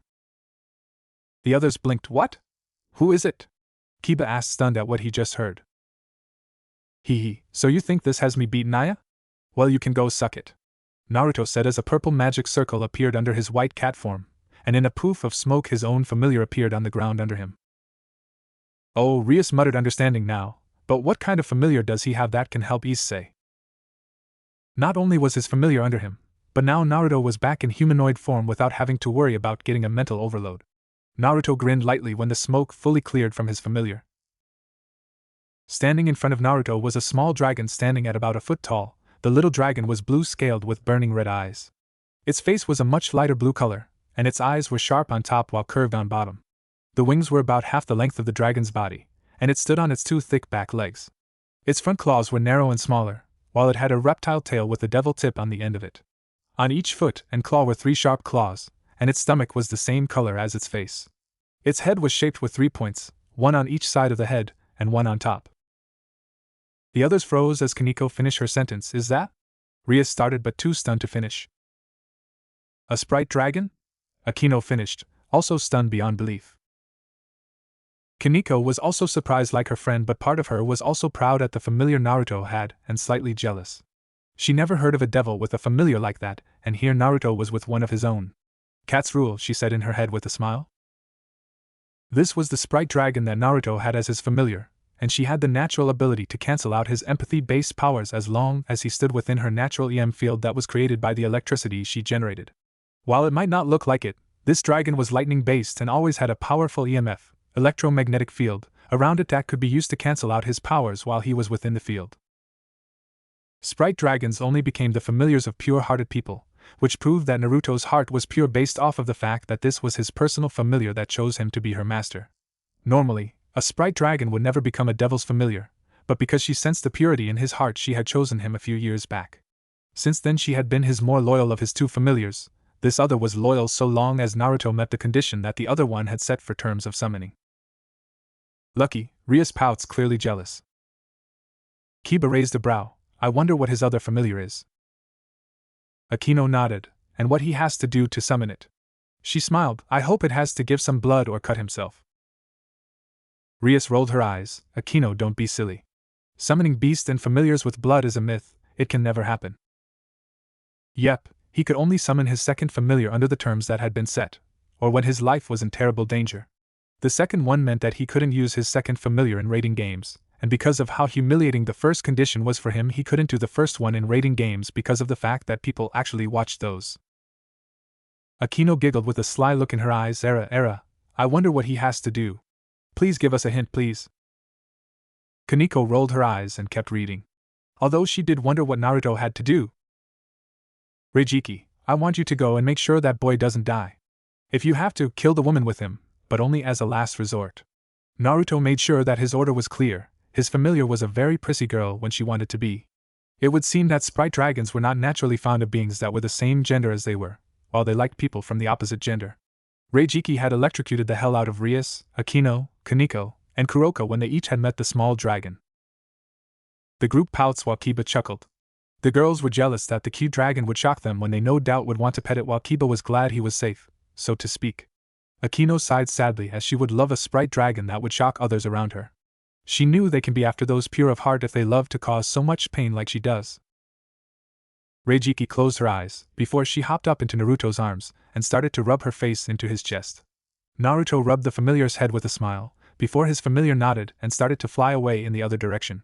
Naruto frowned and let a red magical circle appear under his body, the magical circle that belonged to the Gremry family. His body started to turn into red magical particles before he was absorbed into the circle and teleported back to the clubroom. He could find what he was looking for later, because right now something strange was going on. Chapter done, Kaneko stated as she closed the book. Rias pouts, still slightly upset. Not only did Naruto have a rare and good familiar, but it also did not like her, and even shocked her for the hell of it in her mind anyways. While she was worried for Issei, she had faith in Naruto and his familiar. Before she could have the next chapter started, she felt the energy of two people come closer to the clubhouse. She smiled. It looks like my two pawns are now here. Kiba, let them in so we can welcome them into our family. Rias could not help but smile as she looked at her new pawns Kates and Murayama. The first meeting went smoothly, and when the pair learned they were devil they were shocked for sure, but then Rias explained and asked if they wished to become devils as well. They accepted, both looking for something exciting in their lives and they would be closer to their idols. After making them her pawns and explaining what they must do as a devil as well as the importance of contracts, they had just returned from delivering their flyers and Rias decided to tell them of the book they received. A book of a different timeline? Kates asked with a raised brow. Rias nodded. Yes, it appears so, or an alternate reality. Several things are the same, such as I am still a devil and part of the Gremry family, and everyone here is a member of my peerage. However, there are many differences that are noticeable as well. In fact, Kaneko here has a twin in that world and they become very dear friends of mine. He also becomes my second in command there while Akino is mine here. Both girls looked at Kaneko, who simply sat there eating her snack, and glanced at them. The girls wondered what her twin would be like. So why do you have it? Murayama finally asked. Rias explained how she got it, and they were all surprised of how it came to be. They explained what has happened in the book, skipping on chapter with a bit of harsh and secret information, and the two girls were excited to see what comes next. Rias handed the book out to Kates so she can read the next chapter. Kates could barely hold her excitement as she opened to the marked page. Chapter 9, Evil Set. There is nothing we can do about it, Naruto. If Issei went into the church, he is on his own. I won't risk any of my peerage's safety for somebody I don't know. Issei can fend for himself. You sending your familiar to help him is the best we can do for him. Rias told Naruto the second he finished his story, while he gripped his fist slightly. He didn't know why, but he had always been a little bit irritable when it came to abandoning people he considered his friends. He would be willing to die for his friends, which made him the perfect member of the Gremry house, but it also put him at risk when he risked more than just his life to save people. Perv Pants can fend for himself. Kaneko agreed with Rias on the general idea of Issei being left to defend against the fallen angel on his own. The girls could not help but giggle at Kaneko's nickname for Issei, while said Devil nodded, agreeing with her choice of words. Kates and Murayama looked confused as to what was going on, and noticing their confusion, Yuto smiled at the two fellow sword users and sat on the couch nearby them. As devils, we are the natural enemies of anything to do with the church. Daylight weakens us slightly, and crosses, holy water, light-based magic, the Bible, as well as a few other things can hurt us. Fallen angels and angels are also enemies we have to watch out for because of our opposing natures. Yuto explained with a sour look on his face at the mention of all of their weaknesses. Kates and Murayama both frowned here. When you say it like that, devils do have a lot of weakness. Rias nodded sadly. Yes, we do, but we have worked around them for many years now. As you get stronger, you may help gain a form of resistances. Right now, holy water would be like acid to the two of you, but it would burn me like boiling hot water. Neither of us can touch it, but the difference is still there. Kates and Murayama looked at one another and nodded, determined to get stronger. Devils got the short end of the stick with that one. They had the weaknesses that both of their enemies' races could easily take advantage of. It was sort of unfair, but they were able to make do just as well. That sucks. I don't get why you are worried about the perv though. Murayama pointed out with her hand, going to the handle of her new sword at the thought of Issei. She was not a fan of the peeping Tom, but that also didn't mean she exactly wanted him to die. Murayama nodded with a frown here. She hated to admit it, but she agreed with her counterpart. Now it if simply got the perversion beaten out of him on the other hand. He was a human after all, so why would one of these fallen angels even want to have anything to do with him for? It was kind of strange. The boy was weaker than them, and they were newly minted devils. They had been stronger than him as humans, which was sad because Issei never really decided to work out. He could have been pretty strong and respectable if he hadn't spent his life with his every being revolving around porn and boobs. Technically, it isn't Issei that Bucho is worried about. We have recently learned that Issei has inside him a sacred gear, an object that humans are gifted with at birth that will give them advantages down the road in life. Some of the greatest men and women in history had sacred gears, making them smarter, stronger, and overall better than the humans surrounding them. Akino explained to help them understand the situation. Both girls turned to Rias. Really?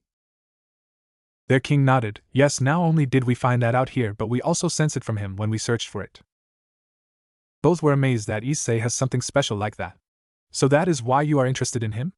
Kates asked with a raised brow. Rias nodded with a slight smile. Well, this book also turned my attention to the two of you, so it cannot be so bad. The situation was worse than they would think. While Issei was a human, it was very much possible to extract a sacred gear from somebody, and a powerful sacred gear in the hands of the enemy was something that they couldn't ignore. That perv has something amazing in him? I can't believe that, Kate said neutrally, waving her hands in denial that the pervert that peeped at them changing could have something cool inside him. Both girls admitted it seemed hard to believe even if the book and Rias says he does. They will just have to wait and see. Look can be fooling. Yuto has 2 sacred gears, but he doesn't even look like he could lift his own weight. I don't act it, but I come from a very noble family. Akino hides it, but she is really into S&M play with her enemies. Both girls went wide-eyed before they looked around at the mentioned devils.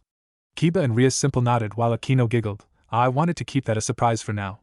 Maybe I can show you 2 later. Both girls looked at one another, not sure if they should be worried or excited that Akino was interested in doing something with them.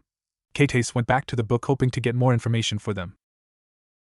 Rias explained to the 2 new girls in the peerage, while Naruto sulked lightly at them, forgetting what they were talking about at first. Sitting down in Akino's lap and resting his head between her, he allowed himself to try and figure out what kind of sacred gear would interest the fallen angels enough to make them even try and go after Issei. That's right, I love making my enemies squirm around before begging for the sweet mercy of death. A little lightning here, and a few fireballs there before the enemy is crying delicious tears of pain, Akino said as she traced her lower lip with her finger. A seductive look on her face to go with the blush she had on, while her eyes became slightly lidded. Naruto shivered when he noticed her breath start to come in a quickened pace against his head, and he slightly regretted choosing this as his sitting place today. Okay, maybe Issei isn't as much of a perv when compared to others. Murayama thought with a light pain feeling at having to admit that Issei wasn't the biggest pervert around. Rias giggled at how Akino was called a pervert, while Murayama blushed at getting caught with her own, sort of, thoughts. Kiba gave a small laugh. Well, I would not say he is not a big pervert from what I see. But he at least is not afraid to admit it. True, both girls thought knowing many guys in the academy were pervs while the infamous trio were the loudest of them. They glanced at Kiba wondering if he had perverted thoughts.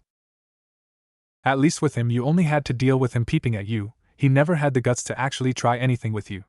This girl, the one they had looked up to, was so much more perverted than Issei could ever hope to be. Possibly it was impossible to see the future after all, which would mean that Issei could one day be more perverted than Akino. Back to the issue. Kaneko reminded Rias that there really was an issue at the moment, while Naruto sent his sister a loving and thankful look so that she knew that he was thankful for her getting them back on topic. Yes, anyway, Issei has a very powerful sacred gear in him. It might not be very accurate, but we use pawns to see how powerful a sacred gear's base is. Kiba here was worth a knight, or 3 pawns, meaning his sacred gears aren't extremely powerful by nature. He is only this strong by training, but Issei was worth 8 pawns if Sona was telling the truth. That means he had an amazingly powerful sacred gear inside him, possible one of the 13 Longinus if I am guessing right. Rias explained with a frown on her face. The other members all frowned at this. Kate and Murayama because Issei seems to be worth more to them. Everyone but Rias at how many pawns needed for Issei and wondered if they can even have him a devil, while Rias was worried but hoped her plan would work. High-level sacred gears were worth 5 through 8 pawns. Normally people had to sacrifice 2 pieces that were worth 3 pawns, like 2 knights or 2 bishops. She didn't have the amount needed to reincarnate Issei into her peerage, but she truly wanted to have that sacred gear in her team. A Longinus-level sacred gear could be so helpful to her future goals. Longinus? I don't understand that term. Is it something special to sacred gears? Kate asked with a questioning tone. She was very new to being a devil. Kate looked up at Rias. Yeah, what is a Longinus? Rias waved her hand. I'm sure my other self will explain, so let's see, and I might not have to repeat myself.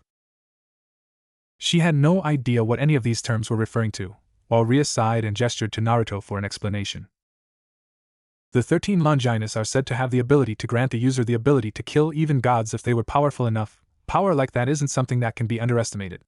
Issei has the potential to gain enough power to be a very powerful person, but he is also a target by those that don't want him to reach his potential, or those that want that gear for themselves. If they get that gear from him, then Issei will lose his life. Naruto stated before he blinked, a crazy idea forming in his mind that might save Issei's life later. If this worked, then it was possible that they could benefit from this, and Issei wouldn't have to die. Rias saw the look on his face, and knew that he had a good idea for her. The newest pair of devils were stunned by this information. An item that has the power to kill a god. And Issei possible has a sacred gear like that. WTF, they both thought. Yes, Issei will die if he loses his sacred gear. That is the fate of sacred gear users. Those that are different will always live lives that are cursed with some kind of downside. Everyone wants one, but nobody realized that having one powerful enough to matter paints a target on your back. Yuto said sadly, knowing what it was like for somebody to be after him for his sacred gear's abilities. Naruto nodded as well. He knew what it was like to be targeted because he was different. Nekishu were a race of yokai that were born and lived in the underworld for the most part, which made them strange among both devils and yokai. Both girls frowned, feeling sorry for not only Kiba but also for some others that have this faith. They glanced at emotionless Kaneko as they were told what the twins were and figured it was best not to say anything in that matter. Then why aren't we rushing over to save him? Murayama shouted when she realized just how dangerous this situation had become. Naruto jumped off of Akino's lap and went over to the freaking out girl's lap and made himself a new and surprisingly more comfy seat out of her thighs. She looked down at him before she calmed down slightly. Murayama blushed picturing this, and now slightly jealous of her counterpart. Kate also frowned, wanting something like that to happen to her or her counterpart. We can't. Angels and fallen angels uses churches and abandoned churches as their bases of operation, which makes them enemy ground. We have a very shaky standoff going on right now, and the smallest thing can break it and cause another war between the three factions. Naruto's familiar is trying to take care of things because she isn't technically a devil, which means that she doesn't have the same weaknesses to holy places and objects as us. Rias stated calmly. Hey, what is Naruto's familiar? Murayama asked. You never really explained it. Rias smiled and gestured Kate to keep reading, which she did. Reijiki may be a prissy little dragon with females, but she was a very loyal dragon to Naruto. She also helped him out with her EMF, so it helped that he could enter a crowd of devils as long as he had her with him. The downside was that he couldn't sense emotions, so it was sort of blinding to him. Then we have nothing to worry about then, right? Kate asked, her jealousy over Murayama holding on to Naruto getting the better of her when she saw how her friend was holding his head to her chest. Murayama could not help but stick her tongue out at Kate, who gained a tick mark. Kaneko's eyebrow twitched as she did not want to hear these girls, especially if they were in the same room as her, fighting over her brother to keep for themselves. She was glad she did not have a twin or in that situation, otherwise she might have to hurt them. Yes, we do. Reijiki isn't powerful enough to take on a group of fallen angels if there is a group. If there is only one, she can do it. But if there are more, then she will just be able to try and get Issei here as fast as possible. Naruto said while hiding a grin on his face. Even if Issei died, it wasn't like they couldn't bring him back. What made Issei worth so much to turn into a pawn was because of his sacred gear. But if he didn't have that sacred gear inside him, they would be able to get him into the group with only a single pawn. Of course, if they brought him back without putting his sacred gear inside him first, it was possible he would never be able to get it back. But that was a small price to pay. If it could be placed back inside him, then they would be able to get a Longinus for the price of a single pawn. Rias frowned as she never considered that, but she also felt it might be too cruel for her to do, so she forced that thought away. Naruto would be the first to admit that this was a great deal. Getting a Longinus user for the price of one pawn was simply too good of a chance to pass up. Sure, his potential would be much smaller than if they used the full 8 pawns, but he still had a Longinus. That was simply too good of a chance to pass up, and he would need to explain his plan to Rias. If they couldn't bring him back at all, they would just have to steal the sacred gear from the fallen angels and save it for later when they could make good use of it. He hated thinking about things like this, or considering Issei to be a tool, but at this point he didn't have much option. Issei was already in the church, where they would risk war by directly going there to help him. If they stole a stolen object from a fallen angel, they would not risk war, and if they brought back a dead human as a devil, they wouldn't be risking war either. Not only would all of them be amazing, but Rias would still have 5 pawns left. That would mean she could have up to 5 more pawns, another bishop, and another knight. That was 7 more pieces, which meant she would have a very unique set for her peerage. Kate's paused slightly as she gave a quick head count in her head. She noticed that they were missing some people if the numbers Naruto had were right. She pushed it aside as she figured Rias just did not found the people she wanted for those pieces yet. Naruto was trickier than people gave him credit for, even more so when it came to getting things that could be important at a later date. Of course, this was all in the hopes that Issei's body didn't get destroyed in the process. Extracting stronger sacred gears had the chance of ripping the inside of the body, which could end up in Issei's body being destroyed behind the ability to fix. It was all a gamble, and it was Issei's fault for not resisting the titties that he could die. If Naruto had been able to act like he wanted to, then Issei wouldn't be in this situation, but sadly he had more than himself to consider in this. His actions reflected on Rias and her family, and Issei wasn't as important to him as they were. Familiar? Kate asked when she realized that had been a term that had been used during this conversation, while Rias nodded with her smile returned to her face. Kate and Murayama did not bother to ask this time, as they knew for sure they would be getting answers from the book. Familiars are creatures that we can contract as our helpers. They do what we want them to do. It is sort of like a rite of passage to ally yourself with one. I have one, Yuto has one, Kaneko has one, Akino has a small family as little demons, and Naruto has 2 familiars, one of which he can't summon most of the time. Rias described to the girls, both of which saw Naruto blush lightly and bury his face in Murayama's chest to hide his embarrassed blush. Kate and Murayama cooed aloud at this imagine in their heads, which did not help Kaneko's twitch. Akino giggled as well. I really want to know what he has to do to summon his other familiar. I rather know what it is, Rias pouts, as she has gotten no clue so far, otherwise the price, even if not a lot of detail, and that it was somewhat powerful. He should have never shown Rias his second familiar. He was really regretting that choice. The price was just too humiliating for him to do half of the time. Are we going to get familiars? Kate asked as she pointed to her and her best friend, who also seemed to be excited at the thought of having somebody lower on the totem pole than her. Kate and Murayama both looked excited at Rias, who giggled. When they got no answer, Kate started reading again. Not yet. Right now you should both raise your power enough so that you can handle the strain having a familiar places on you. In a few weeks maybe, and around a dozen more contracts before I would even begin to think you are ready. So yes, eventually you will get a familiar. Rias spoke with her usual tone, letting them know that they would be getting familiars eventually, just not today. After the last time they went familiar hunting with somebody that wasn't ready, they had been forced to retreat. She wasn't about to immediately try and get her peerage newbies familiars right away again. The 2 pawns looked at Rias with raised brows, who shrugged, not really sure herself. Don't worry too much about it,